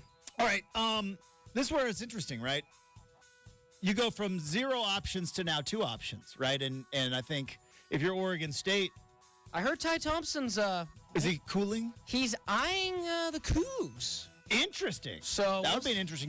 That's developed over the weekend. So just an update for you there. God, I can't keep track of all this, but yeah, it's hard. It's really hard. If you can get, like, let's be honest, if you can get anybody that's played at a, like Malik Murphy has started for Texas. Now, obviously, he wasn't the starter. Quinn Ewers was, but he started games for Texas. If you can get somebody with that kind of experience, not a JUCO transfer, not like, and I know Cam Ward turned out to be, pretty good, but like a guy from Incarnate Word or from like Abilene Christian or any of those places, those Division II schools, you could get somebody like that next year with that schedule. You might make a run. Looks like he had 2 starts this year, Justin. Yeah, 2 starts from Quinn Ewers, I think, shoulder. Beat BYU, beat Kansas State in overtime. That was, man. I mean, 477 yards, 3 touchdowns, 3 picks. Not a big sample size. That's why I imagine that, again, Beaver fans that are listening, you have to look at this objectively. And like the same sense that DJ essentially used Oregon State as a stepping stone, you have to kind of be okay with that. Like the best is a 4-star talent. Yeah. I don't know whether he would have been a higher rated recruit than Aiden Child. Aiden Child's the highest rated recruit y'all ever had. Yes. Malik Murphy is that level, right? He's that 4-star kid out of California that went to Texas under Sark. Like, that's credentials. In today's, I don't think they existed, Justin, but like in recruiting ranking, like I'll ask you objectively, like, do you think Aiden Child's a bigger high school recruit than like Steven Jackson? That's the gold standard for me. And but strictly quarterback, Quarterbacks, though. yes. Never had a 5-star quarterback. he was 4. Yes. But Aiden Charles was a 4-star quarterback, never had a 5. What was Steven Jackson? Like you said, maybe there wasn't the stars back then. So like DJ Dude, was. Steven Jackson was so good. That's what I'm saying. And he, the moment he stepped on the field, and it was like, that guy's different. Yeah. That guy, different player right there. It was 01, I think, was his true freshman year, and it was like, oh, that guy's different. Because Kenny Simonton was everything. He was everything. And all of a sudden, it's like, and Erickson was like, yeah, that big dreadlock dude over there is going to run the ball. I'm sorry about it, Kenny, but he's going to run the ball. Should the transfer portal have existed, Justin, back then, Steven Jackson been like, I didn't start as a freshman. I mean, you think about it now. Well, it's nuts now because the presumably starting quarterback for USC, Malachi Nelson, he's out. It's like, dude, you went to the school where the Heisman Trophy winner was. I don't think. What did you expect? How can you get more money than USC? Like, that makes no sense to me. Like, that can't be about money, right? I think, like everything else, there's all sorts of different factors, but he's gone. But I and mean, then again, it could be like, I was and shocked I don't know where he's from, but like, I think California, which is even maybe he more went shock. to SC, didn't like it. Like, there's that too. Maybe he didn't like his teammates. Maybe they're a bunch of jerks. Maybe he didn't like Lincoln Riley or the offense. There's all sorts of factors. Yeah, Justin, he graduated from Los Alamitos. That is the backyard, if I've Los ever. Alamitos is a wagon I mean, of a school. that's Oregon nuts. had so many players I from mean, Los maybe Alamitos. he ends up at like UCLA, goes to play for Chip. Wouldn't that be crazy? But like, man, I mean, other than I could see him being like, I've spent my whole life in Southern California. It's not good for me to be here with all my I'm ready to go. Yeah. all my friends from high school and all that. Maybe I need to. But like, I was shocked when I saw that. I'm glad you mentioned that because I was shocked when I saw that yesterday. Again, like I said with Tyson Alger last week, if I'm Oregon, I'm never recruiting a high school quarterback ever Why again. would you? Would never. Why would you? And if I'm a I mean, Oregon State might not even need you, Justin. if I'm a booster, I'm never paying a high school quarterback NIL money. No chance. Like, oh, I'm gonna pay. Like again, Dante Moore. Like, let me pay you $100,000 and you can come here, be bad for 5 games because you're a freshman and that's what's gonna happen. And then you leave. Or the Florida dude when that fell apart.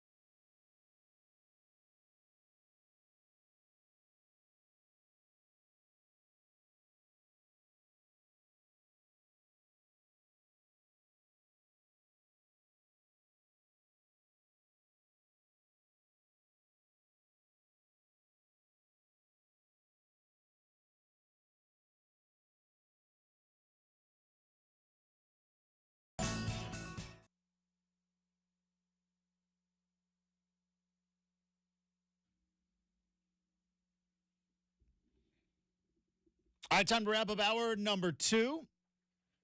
And from the moment we wrap up the show on Friday, which there was, of course, there was breaking NFL news that had something to do with a 541 guy, right? Because now Justin Herbert is going to have yet another head coach. So let's add it up. I think I was on with Chad and Dwight on Friday afternoon, and Chad brought it up. So let's run through them, shall we, Brendan?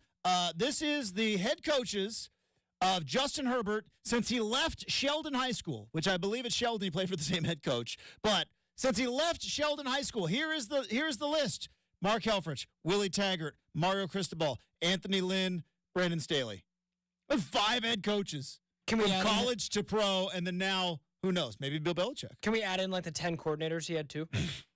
Yeah, see, there you go. Exactly. Like, Mark Helfrich's OC, Willie Taggart's OC, Mario Cristobal's 2 or 3 different OCs.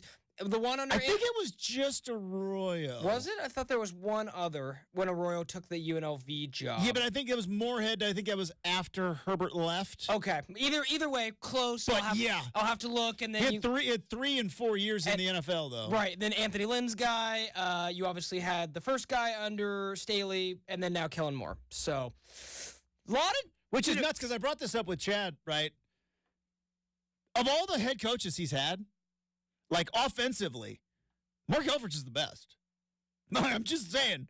Like of all the head coaches that Justin Herbert's had, from Helfrich to Taggart and Taggart was a good offensive coach too. They put up a lot of points, but from Helfrich to Taggart to Cristobal, no. But Taggart couldn't do offense at Florida State or Florida Atlantic. Yeah, it's a little different there. Yeah, no, I think it's cut and dry. Actually, like Mark Helfrich, and again, how is he still unemployed? I don't know.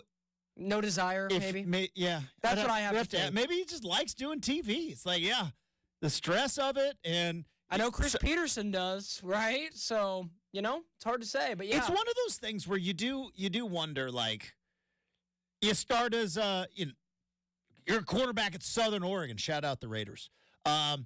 Quarterback at Southern Oregon. You go from Marshfield to Southern Oregon, and then you get on as like a grad assistant, and then you get over to Boise with Chris Peterson, and then you come back. And then I think you went to Colorado with Hawkins, maybe? I don't know. I think I might have that right. But he was at Colorado for 2 years, 06 to 08. Boom. So he went to Colorado with Dan Hawkins, and then obviously he comes and gets hired by Chip Kelly as an offensive coordinator when he gets elevated to the head coaching job, and then Helfrich takes over. And it's like all that, it's just like, on the roof, on the move, up, and then boom. National championship game, Heisman Trophy winner, won a semifinal game. No coach at Oregon has ever won a bigger game than Mark Helfrich. And 2 years later, it all falls apart. Just falls apart.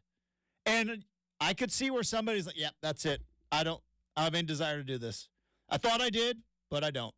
And I was so bummed to see him not work out in Chicago, too, because, again, I'm with Justin. I think he's an extremely smart head coach who kind of wrong place, wrong time. You talked with Tyson Alger about how that season, ended, the Gary Campbell ended so much of like Oregon football. Legacy staff, yeah. Right. So I don't know, but yeah, it's definitely interesting. But like I said, of Oregon football, what ifs, right? There is the what if Dennis Dixon doesn't get injured, right? That's a huge one. That's maybe the biggest one. What if Oregon actually got a shot at Miami in 2001? Don't know what it would have been, but what if? What would have happened to the program? All of that stuff. There is still a big, giant what if, which is what if Mark Helfrich, probably what he knew was going on in fall camp of 2016, because I heard the rumors too. I heard the rumblings. Fall camp 2016, it was like, hey, the Herbert kid from Sheldon's the best. Like at 18. Yeah, like, what if he had started him week 1? Over Dakota Prukop. You don't lose to a failing Mike Riley squad in Nebraska that year. No offense to Mike. But, yeah, I mean, you never know, right? It's like I said, that's why it's a what if. It's but now what if Justin Herbert gets a coach that's competent in the NFL? What if? We'll find out. Could he become an all-pro, or is he going to be one of those guys going like, man, it just never quite clicked? We'll find out. Do we have time for Who Won the Weekend real quick? Perhaps you were afraid of meeting any real competition face to face. Now I realize I had a chance to win the war. That I'm the man that stands tall, and I'm the man that stands proud. There can be many contenders, but only one can be crowned champion. It's time for Who Won the Weekend. All right, a lot of nominees, but here's the deal. I'm going to give it to Brendan's beloved Oregon State Beavers. They needed a win. Needed a win these last couple of weeks, and I feel like got one over the last couple of days between David Martinez is a free man. That helps your odds against Notre Dame. Regardless of the Notre Dame charges dropped. That's always good to hear. It's great to hear. Sorry about it. As a football fan, your charges dropped. Great. Don't do it again. But David Martinez, charges dropped and going to play in the bowl game. Speaking of the courts, no review, no discretionary review, will not hear the case. So essentially, the stay on the decision for the PAC-2, that's lifted. So now they're in control with Washington State over all of the assets, including a network of the current Pac-12 conference. So they're the only ones in charge. And then, on top of that, you get some pretty good quarterbacks coming into town, taking some visits. Now, who knows if Ty Thompson is maybe looking up at Pullman. Tough time to go be recruited to Pullman, though, by the way. I bet it is bitter cold. But there's some options. There's some options out there. Needed some wins, got them.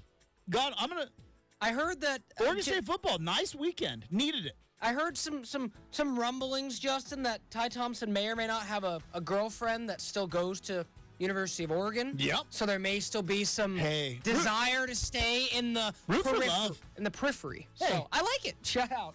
But wouldn't it be nuts if he ended up at either Washington State or Oregon State? I know. Kind of nuts. It would be the Civil War, week 3, next year. If Ty Thompson's starting quarterback of the Beavs, would be something. There you go. Beavs win the weekend. It needed it. We have got Fentress coming up in hour 3. We got the RCM mailbag and more stuff on the Blazers. That's next. 620 Rip City Radio.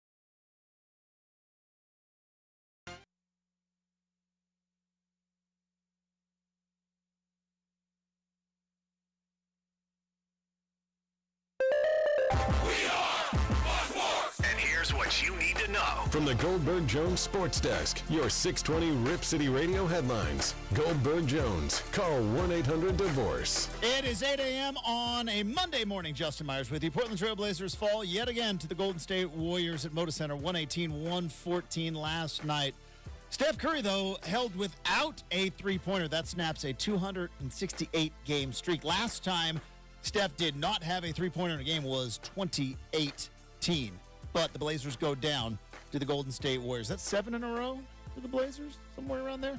I've lost count. The Seattle Seahawks will be squaring off against the Philadelphia Eagles. That's a game that the Seahawks need. Will they be able to face off with the Eagles without Jalen Hurts? He is listed as questionable with an illness. Might be Marcus Mariota time up in Lumen Field. And it also might be Drew Lock time, as Geno Smith listed as questionable with an injured groin. And on Friday, the Washington State Supreme Court made the decision to not hear the appeal of the remaining 10 Pac-12 conference members. Therefore, the stay is lifted, and the Pac-2 is controlled by Washington State and Oregon State. Aaron Fentress in 20 minutes, hour 3 right now, 620 Rip City Radio. The home of the OSAA is 620 Rip City Radio.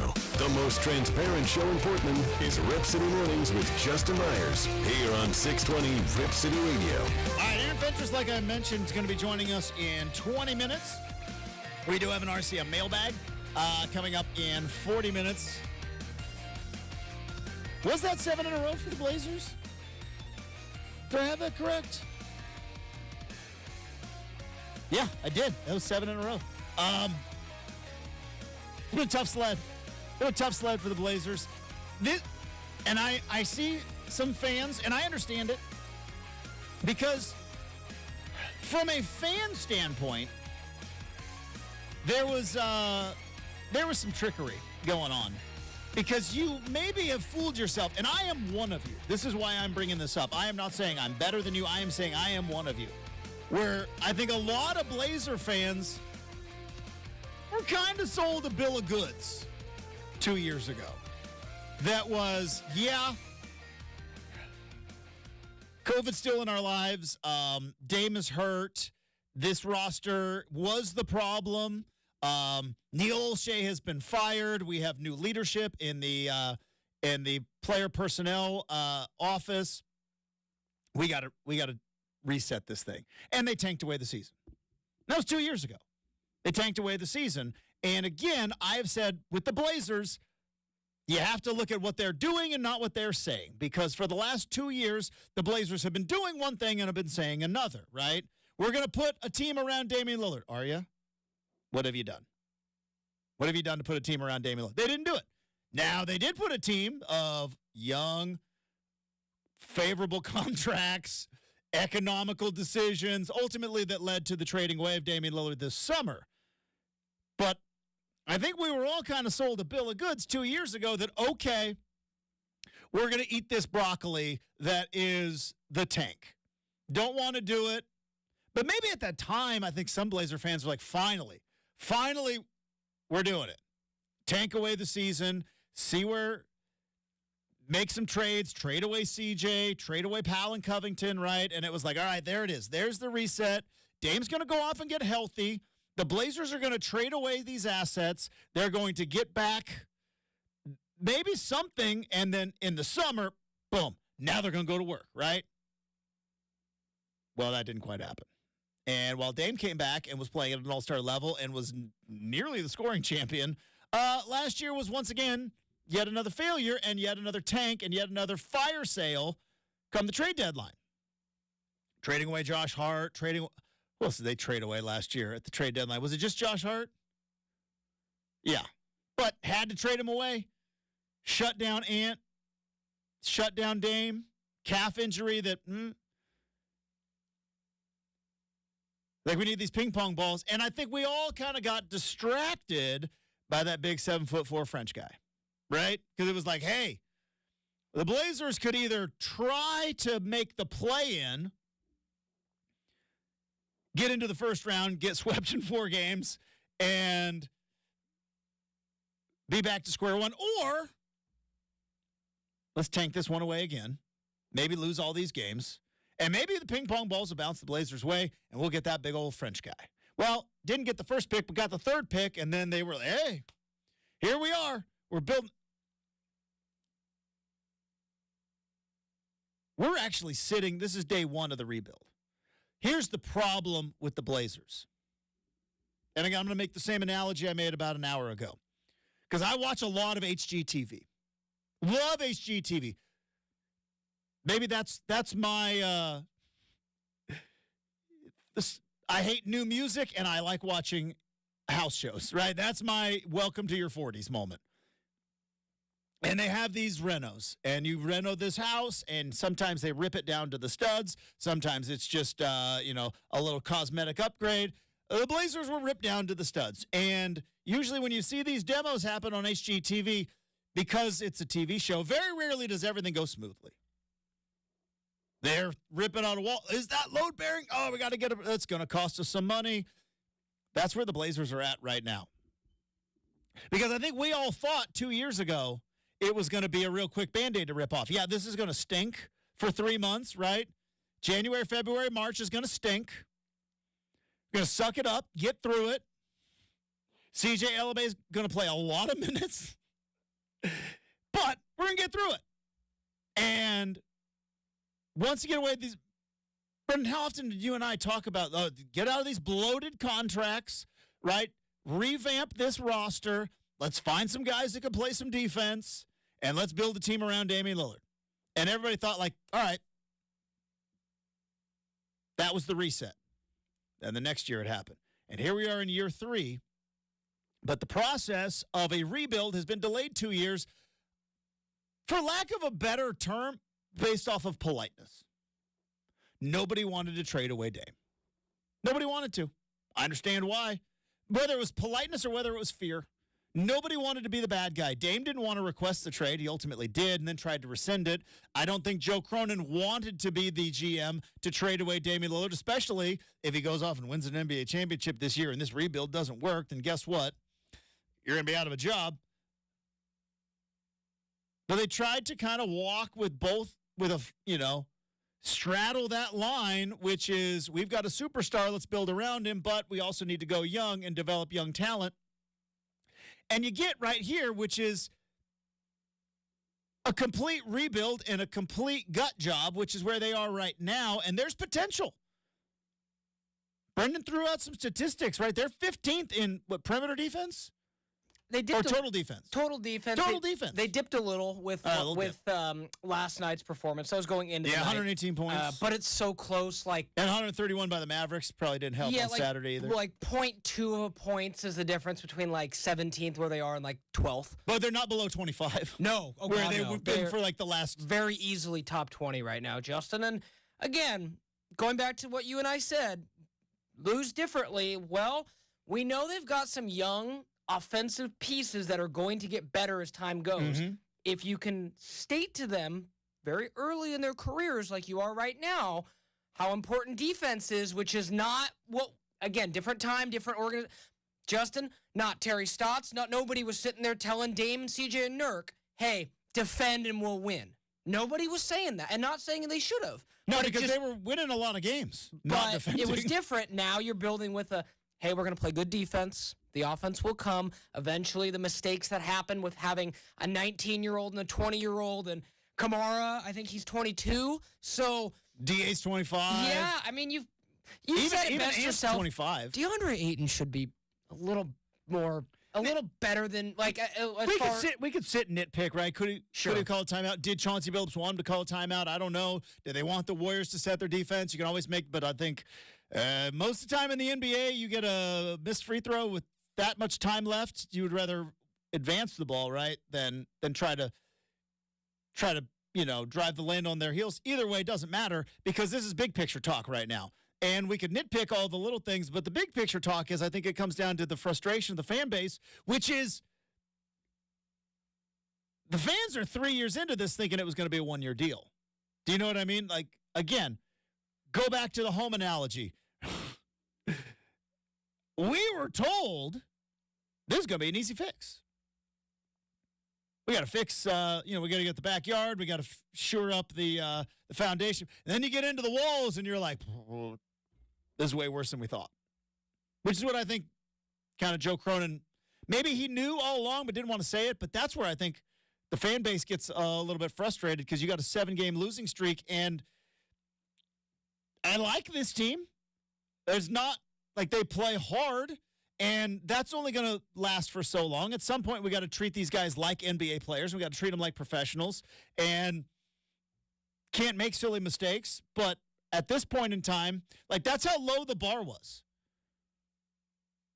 Are they going to play hard? Are they going to put out an effort on defense?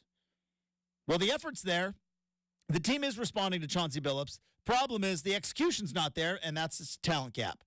And I can understand the frustration of a handful of fans like, whoa. We've been doing this for 3 years now. This was supposed to be a 1-year fix. And I think that's the difference. On paper, in reality, I can see it, right? This is a complete and utter rebuild. The Blazers do not have the benefit of being the Celtics, the Lakers, or the Heat, where you can snap your fingers and, hey, the Heat, we lost LeBron. 2 years later, they're still really good, right? They don't have that benefit. Like, remember the Celtics? We lost Kyrie and Gordon Hayward. That was supposed to be, guess what? We're okay. Because Celtics have that benefit. Blazers don't have that benefit now. That's a good point. Every once in a while, I drop a dime there. Every once in a while. But for what it's worth, But you know what I'm saying? Yeah. It's like, but the problem is, I think if I'm and I am a fan, and I am a little bit frustrated, is like, what the heck were we doing 2 years ago? Now, you can't cry over spilt milk, right? We can't sit there. What do we always say, Brendan? Windshield's big, rear view's small. Big picture, let's look forward, let's not look back. But I do understand where some fans are like, why is this taking so long? It's like, it's because we hemmed and hawed about Damian Lillard for 2 years. We didn't. Yes. We didn't pull the Band-Aid off. To that point, though, Justin, what you said, what have the last years been for? 2 players, Shaedon Sharpe and Scoot Henderson. So if you didn't, so to all those Blazer fans who are maybe upset at the process right now, how would you have liked to try to trade away all your assets at the time, right? Yeah. Try to go with Dame. Dame's opinion may still have not changed, and then be like, oh, we've got Anthony Simons and DeAndre Ayton and don't have any of the young bucks. Because if you don't tank the last 2 years, you don't have either one of those young guys. Not saying you couldn't still win. You were still probably could have got DeAndre Ayton and all those, but you don't have Scoot and Shaedon. Well, there's also another factor in here that I didn't want to go down this road, but you know what? Did I trigger you? Oh, no. You did, but it's okay. Like, we expect instant results. Instant gratification, Justin. We live in that world. And, like, remember whenever we, like, and I was it would have been really cool to have Wembanyama on the team. And he's playing okay. Have you seen the Spurs lately? Have you seen them? Haven't they lost, like they were like a 17-game losing streak, something crazy like that? Now, they finally bounced back and they beat the Lakers, but. Say they got him. Would it have mattered? Like, you said, Dame probably would have stuck it out. Do you think they'd be, like, setting the NBA, like, would we be like, the world broke our way, Dame's happy, the team clicks, it's all simpatico, like, or would it kind of still be a work in progress? It'd still be a work in progress because here's the thing. Well, there have been rookies that have showed up in the league and have played really well. Tatum. When's the last time a 19-year-old, like, came in and was like, it was like LeBron was like the last, like, 19-year-old instant impact, and maybe I got that wrong. Maybe there's Tatum's pretty high up there, Justin. Was he 19 when he came into the league? I think so. All right. Well, there's 2. Okay. Played 1 year at Duke. He did. Yeah, but like his rookie year, That was when Gordon Hayward. He was good. Yeah, Gordon Hayward got hurt, so he was thrust. But it wasn't like instant impact. 14, 5, and 2. It's great. Yeah, that's great. Scoot could do that this year. He could. He could do that this year. You're right. But like, we expect is like, and I go back to what Mike Richmond said last week, which was, this is a man's game. This is a men's league, right? There's the junior league, right? Then there's the kids table, and then there's the men's table. And 19-year-olds take some time. Same with 20-year-olds. It's going to. All right. Coming up next, friend of the program. Oh, man, what a treat. What a treat. Christmas present a week early. Aaron Fentress joins the show next, 620 Rip City Radio.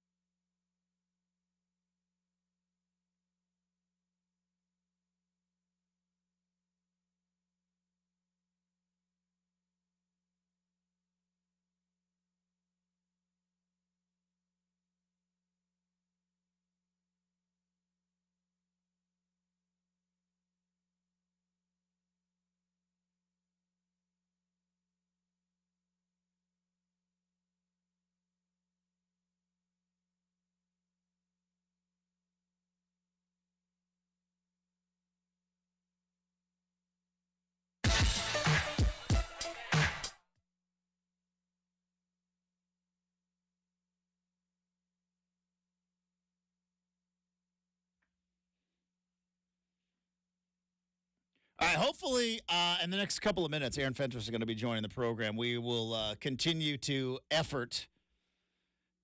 I mean, it was the 6 o'clock tip time last night. You know, it was a home game. I don't know, maybe it's followed up. Maybe it's some journalism to do. I don't know. But hopefully in the next couple of minutes, we will find Fentress and get him on the show. But until then, I'm going to do what you guys love, which is, hey, Justin's going to vamp. That's right. We do have Monday Night Football tonight. And, I mean, it's getting to become an interesting time for the Seattle Seahawks. They've lost 4 in a row. They've lost 5 of their last 6. Their only win in the last month and a half is a 3-point win against the Commanders at home. They've since lost to the Rams, the 49ers, the Cowboys, and the 49ers. Now, it's a tough stretch because, obviously, if you look at it sounds bad, right? The Seahawks have lost 5 of 6. Of those 5, 2 are against the Niners, who might be the best team in the NFL. 1 is to the Ravens, on the road, who might be the best team in the AFC. And the other one is against the Cowboys, again, who's going to be in the playoffs, and that's on the road as well. And then you get the Eagles tonight. But that being said, are there really where are you comparing the Seahawks to?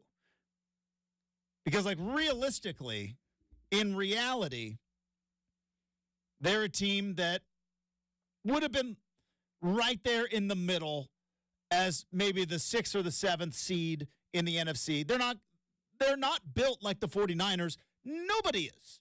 So the division was kind of out. And then you look at where the Eagles are, you look at where the Lions are, you look at heck even where the Cowboys are.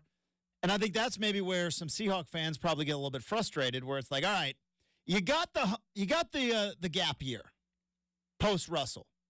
Everybody kind of gets a pass and you made the playoffs. Geno Smith made the postseason, and it's all right, there you go. You got your gap year. We made it through the breakup. Some have said maybe we have won the breakup with Russell Wilson. He was a Pro Bowler too, right? Okay, I know you don't. Yeah, just he was a benchmark of sorts. He had a good season last year. I'll say that. I mean, Derek Carr was a Pro Bowler last year, and the Raiders booted him out of the facility. Remember that last year? Probably could have saw that one coming. It's you got a competent starting quarterback. Not great, but competent. And Josh McDaniels just booted him, not only benched him, but said, yeah, just don't come around the team anymore. We're going to find you a place, and we're just going to keep you out of the facility. But you see, Geno Smith, though, no terrible quarterback made the Pro Bowl. He was, I think, accuracy numbers and all that stuff and completion percentage. He was one of the best in the NFL. Well, and he's got some weapons there. But, Seahawks fans last year were all right, we lost Russell. Give it anything on after they beat Russell in Monday Night Football and that debacle of a decision by Nathaniel Hackett. Everything after that was like gravy. It's all right, just whatever happens the rest of the year, we're fine. We got our moment. We got to boo Russell off the field. They looked like a bunch of silly gooses who couldn't figure out the end of the game. And moving forward. So then you move into this year, and boy, things have fallen apart. It just, for whatever reason, it has not been clicking for them. Can I walk back that Pro Bowl thought, Justin? I learned that Mitch Trubisky has a Pro Bowl. Yeah. So this is the thing. And I walked that back. I apologize. I walked back the Pro Bowl nod. I've gotten in this argument on Twitter with some people. Twitter arguments. There's only 2 things I argue on Twitter about. One is food. The other is the accomplishments of my friend that I grew up with. It's the only 2 things I'll really argue with you on Twitter about. I will argue with you all day on food. And if you want to come at me about how there's a better football player ever out of the great state of Oregon that is not my friend, well, then I'll argue with you about it. Because there's a difference between being a Pro Bowler and being an All-Pro. Those are 2 very different things. Some people don't know the difference between the 2. Some are even paid media members, which is surprising that they don't know the difference. Yeah. There are all sorts of ways to make the Pro Bowl. right? And, like, you look at the last 10 years in the NFL, how many times did they, like, move the Pro Bowl to the week before the Super Bowl, which meant that none of the participants in the Super Bowl, which you would think are made up of maybe the best players in the league, they never made they made the Pro Bowl but didn't go. So when you, like, I think it was last year when they did the thing in Vegas. It's like Patrick Mahomes made the Pro Bowl, but it's like, yeah, but he's playing in the Super Bowl. So he's got to be filled by somebody. And then so-and-so was injured, and he's not going. So, like, we got to have a guy there. Do they have any quarterbacks to play this year in the Pro Bowl, Justin? I don't know who's That's a great question, is it not? I don't know who's going to make the Pro Bowl this year. But Kenny Pickett, get him out there, baby.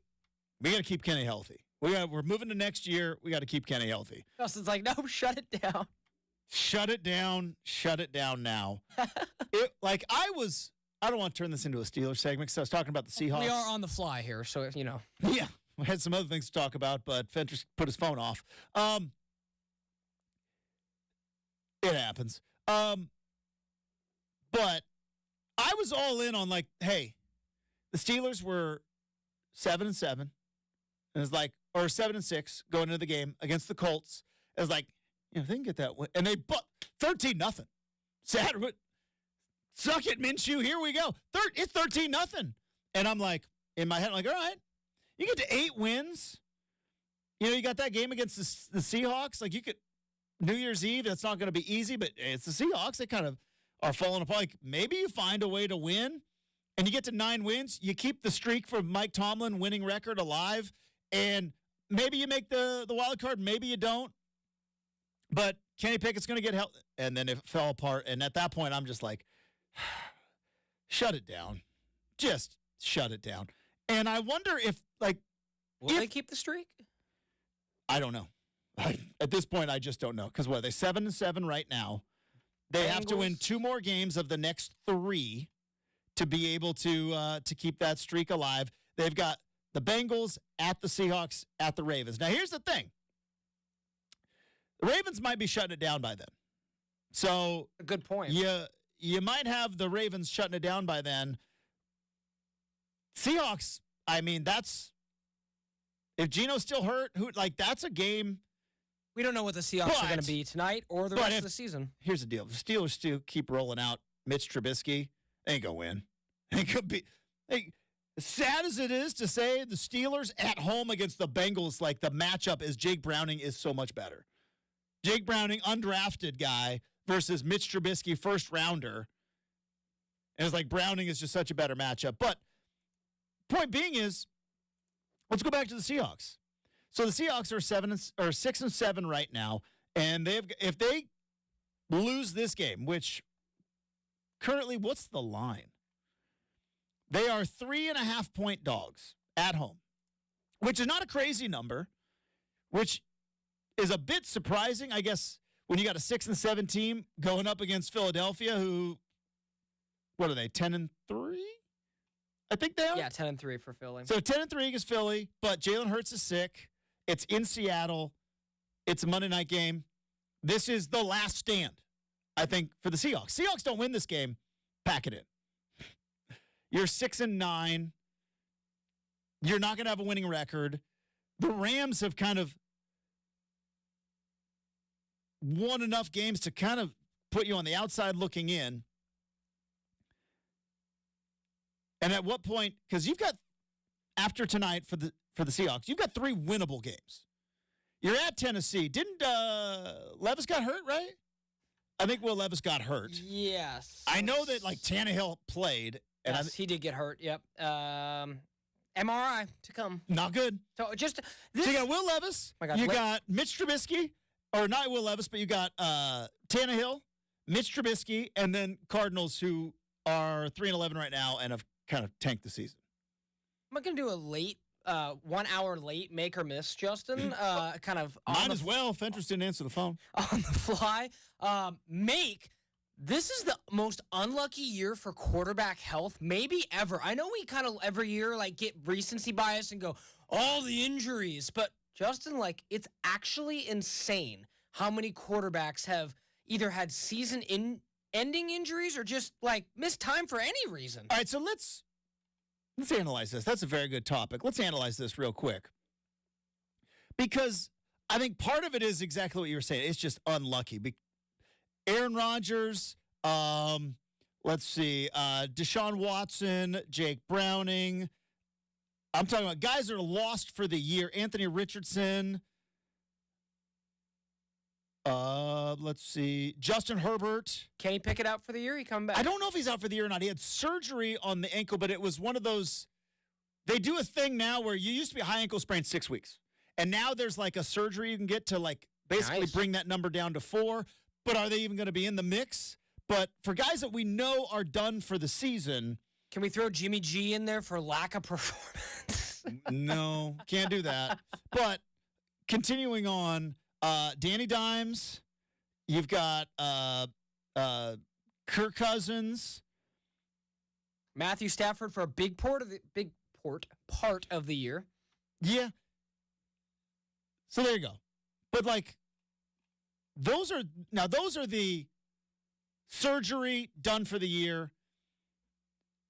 And then on top of that, like you mentioned, you have Will Levis, who's out for a chunk of time. You had David Carr, who was out for was it Derek Carr? Sorry. David Carr's his brother. I knew where you were going. Yep, Derek Carr hurt all year. Derek Carr, he's been dealing with, those type of injuries. Justin Fields broke his finger for a month. Fields broke his finger. Kenny Pickett had a high ankle sprain. Jalen Hurts is sick. But he's also been like had a nagging injury. Like they've been talking about maybe not shutting him down, but like even Trevor Lawrence came back and played, but like Trevor Lawrence took a nasty ankle sprain. And so a lot of injuries. But I wonder, you start paying these quarterbacks as much money as you do, right? Like, remember like Russell Wilson a couple years ago when he broke his finger, and they're like, stick a pin in it, and he was back like in 4 weeks. And now Seahawks fans were like, maybe he came back too soon because he wasn't quite as good and all that.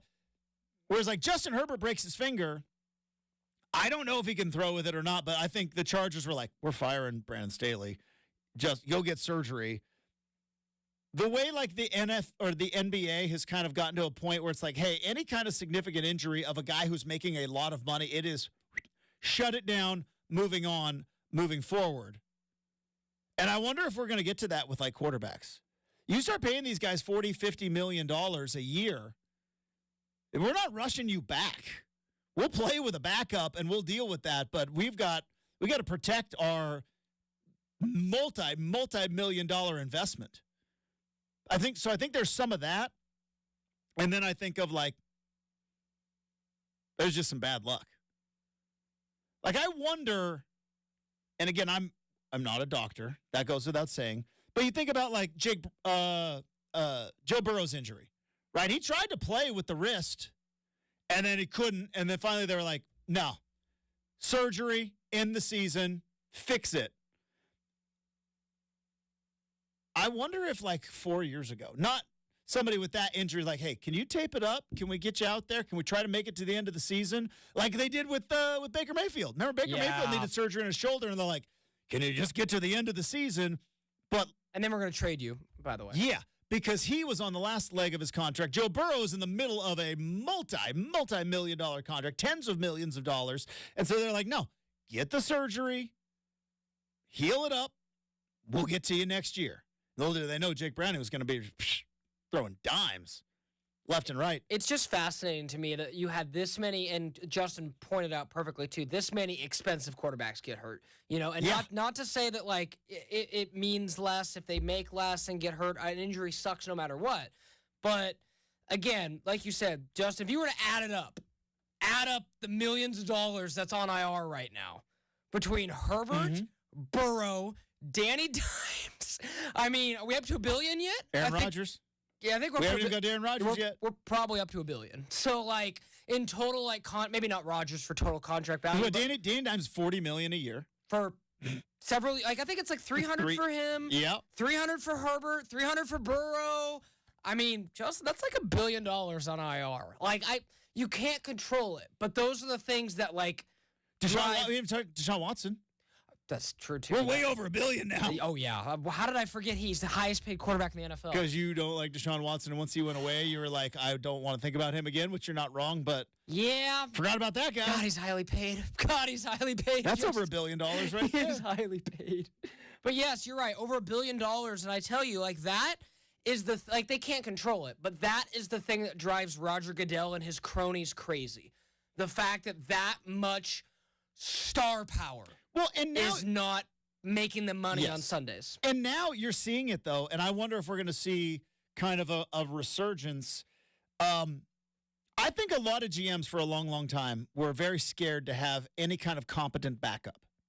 You didn't want a competent backup quarterback. Why? Because at the time that your starter struggles, the fans start hitting Twitter and start booing and start calling for the backup, right?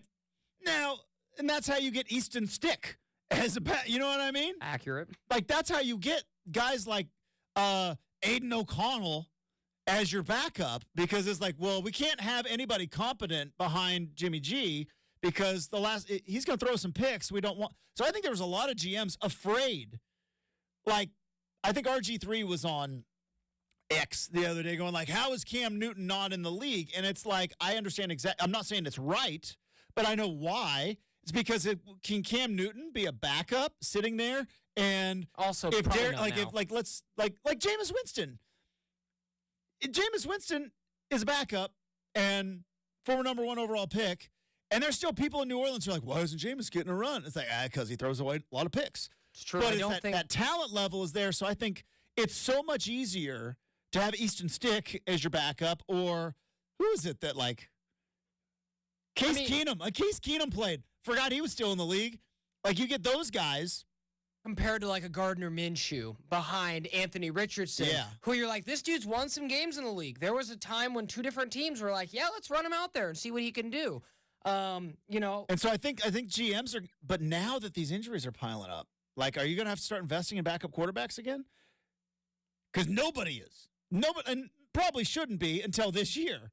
Like, nobody's investing in backup quarterbacks anymore. you know, they could. I mean, you start like, and it wouldn't be a ridiculously hard investment. I think it's going to be interesting. You're going to start finding guys, Justin, who like Jake Browning, like he had been with the Bengals ever since Zach Taylor had been there in some way, shape, or form. Like he never went to another team. He got cut by them, but like never went anywhere else. So it's like that was, you know, I think that is key. Like compared to someone like Easton Stick. I hate to use him as an example, but like That poor guy. Like, he wasn't supposed to be in that spot. like, how much do you think he knows, like, the Chargers, like Kellen Moore's offense in year one, backwards and forwards? He probably knows it. It's just he's just not physically capable of executing at a high level. Or here's the deal, and we'll end on this. Because you think about Justin Herbert is fairly rare. 6'6" rocket arm. Sorry, just he makes throws that people in the NFL can't make. Say Patrick Mahomes. Patrick Mahomes makes throws in the NFL that just certain guys cannot make. I don't care who your backup is. The offense is designed around the guy we're paying $40 million or $50 million. We're not putting his stock offense in there and asking them to change. We put it around them. Even little tiny intricacies. And then Easton Stick goes in and is like, that 30-yard out on a rope? Coach, I don't have that. That's hard.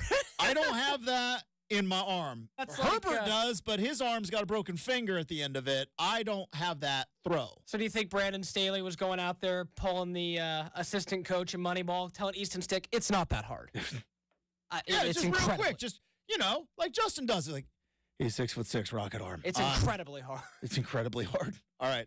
Hey, how about that? Got through that segment. We've got the RCM mailbag next, 620 Rip City Radio.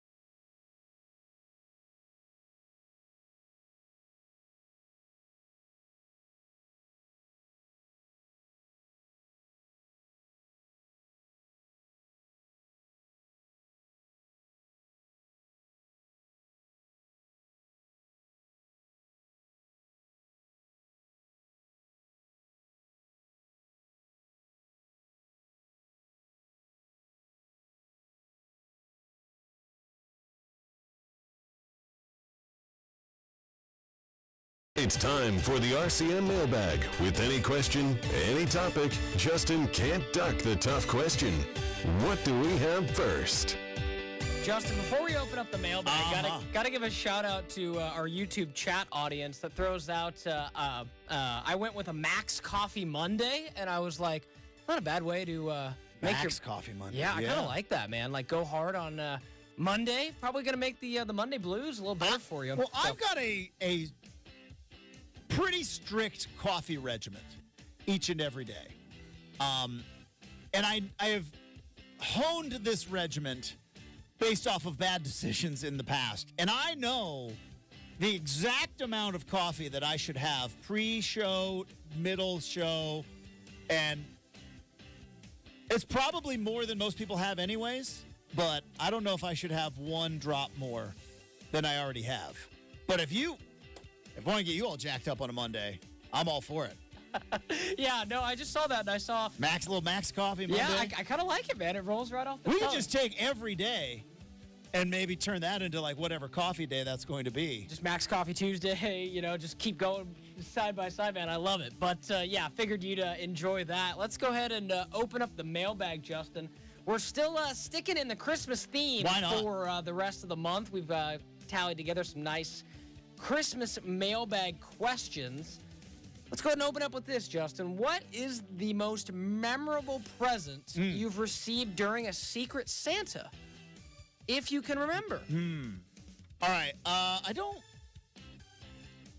think I've ever been part of a Secret Santa. Now that I think about it, I've done a white elephant. Yeah, I guess we can do that. I've done like a gift exchange. There was a white elephant gift thing I was a part of, which I've talked about on the show. I'm not a fan of the white elephant. Some people like it. I am not a fan. Not my thing. But I did a white elephant gift, and again, I was in my 20s because there's any excuse to party. And the rule was you had to bring booze. You had to buy it from a liquor store, and it had there was some of the most interesting booze bottles scurried about. But I had never heard of it before. I think it's a thing now because you got the Seattle Kraken. But before it was the Seattle Kraken, there's a rum. There's a dark rum called Kraken rum. Yeah, I've heard of it. Yeah. Probably that. I think I've had it, actually. Pretty good. I'm not a rum guy. I used to be. I like rum. Now, it's very sweet. Call me a pirate, baby. Yeah. I'm not a rum guy, but probably like the Kraken rum. It's like Jack Sparrow said, why is the rum always gone? I've only watched one Pirates of the Caribbean, by the way. It's okay. I hope it was at least the first one. It was the OG. That's the best one. It was the OG, but the best one. The one with Orlando Bloom? Was he in a bunch of them? Yes, he was in a bunch, but yes, the first one. I know it was Orlando. What was the one where the guy, he's on the boat that's sinking and it's pulling in and he steps off the boat on the dock? Was that the first one? That is the first one. Okay, yeah, that's the one 2003. So that's the one I saw. Hey man, I ride or die I saw for the those. first Lord of the Rings and I was like, I got it. I don't need to see two more of this. And I watched the first Pirates of the Caribbean. I was like, I think I got it. I think I got it. The only movie series inspired from a ride, Justin, at Disneyland, I must say. It holds up a little bit. No other movies have been made off of rides. It's the other way around. Yeah, because there's a Dumbo ride. Yep. There's... The ride was first, man. Shout out. But then there's Tomorrowland is a movie now. That's with true. George Clooney. Yeah, that's a good point. That was after the fact. So yeah, it's kind of They need to make more... They need more of that. We need a Thunder Mountain Railroad. A Space Mountain movie? Movie. We're out of movie ideas anyways. Disney makes movies like no tomorrow, so I'm sure they could get on it. But let's stick into this theme, Justin. Gotta stay true to the theme. What would you say is your favorite winter beverage? So just in general, I think back to last year, Justin, when we got 2 feet of snow in March. Yeah. What do you clutch in your hand? Is it still going with a coffee or if I can upgrade a little, I love a Spanish coffee. Now, obviously, that is for if we're not driving and winter weather has kept us indoors. Or maybe because last year when it was snowing, there's a local watering hole that is walking distance from my house. There you go. Woohoo. Shout out to the Lutz Tavern, tip of the cap. They make a hell of a Spanish coffee. And when it was snowed in, and it was Kelly and I and like one other dude and the bartender, we're just like, we're all stuck here. And I was like, Spanish coffee? She was like, yes, sir. And they light it on fire. I know, like, it's Huber's, I think, is where they do the big Spanish coffee, and that's downtown. But, yeah, I love a Spanish coffee. And then I have found out since from my bartender friends that other than maybe a handful, they hate making them.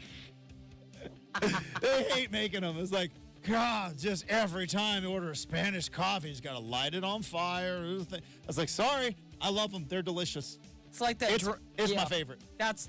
I've never tried one, but I've always wanted to. And it's like that drink that you and I talked about on Thirsty Thursday a couple Thursdays ago now. The gin blended or whatever, where I'm like, that looks good. You go, don't ask a bartender to make it. Nothing blended. That gin Fritz or whatever it was, where it's like, oh yeah, slow gin fizz. Yes, yeah. Thank you. When I'm like, yeah, I'm sure a bartender doesn't enjoy making that, Justin. Unless it is a staple of said bar, like do not ever ask them. But yeah, oh man, I love Spanish coffee.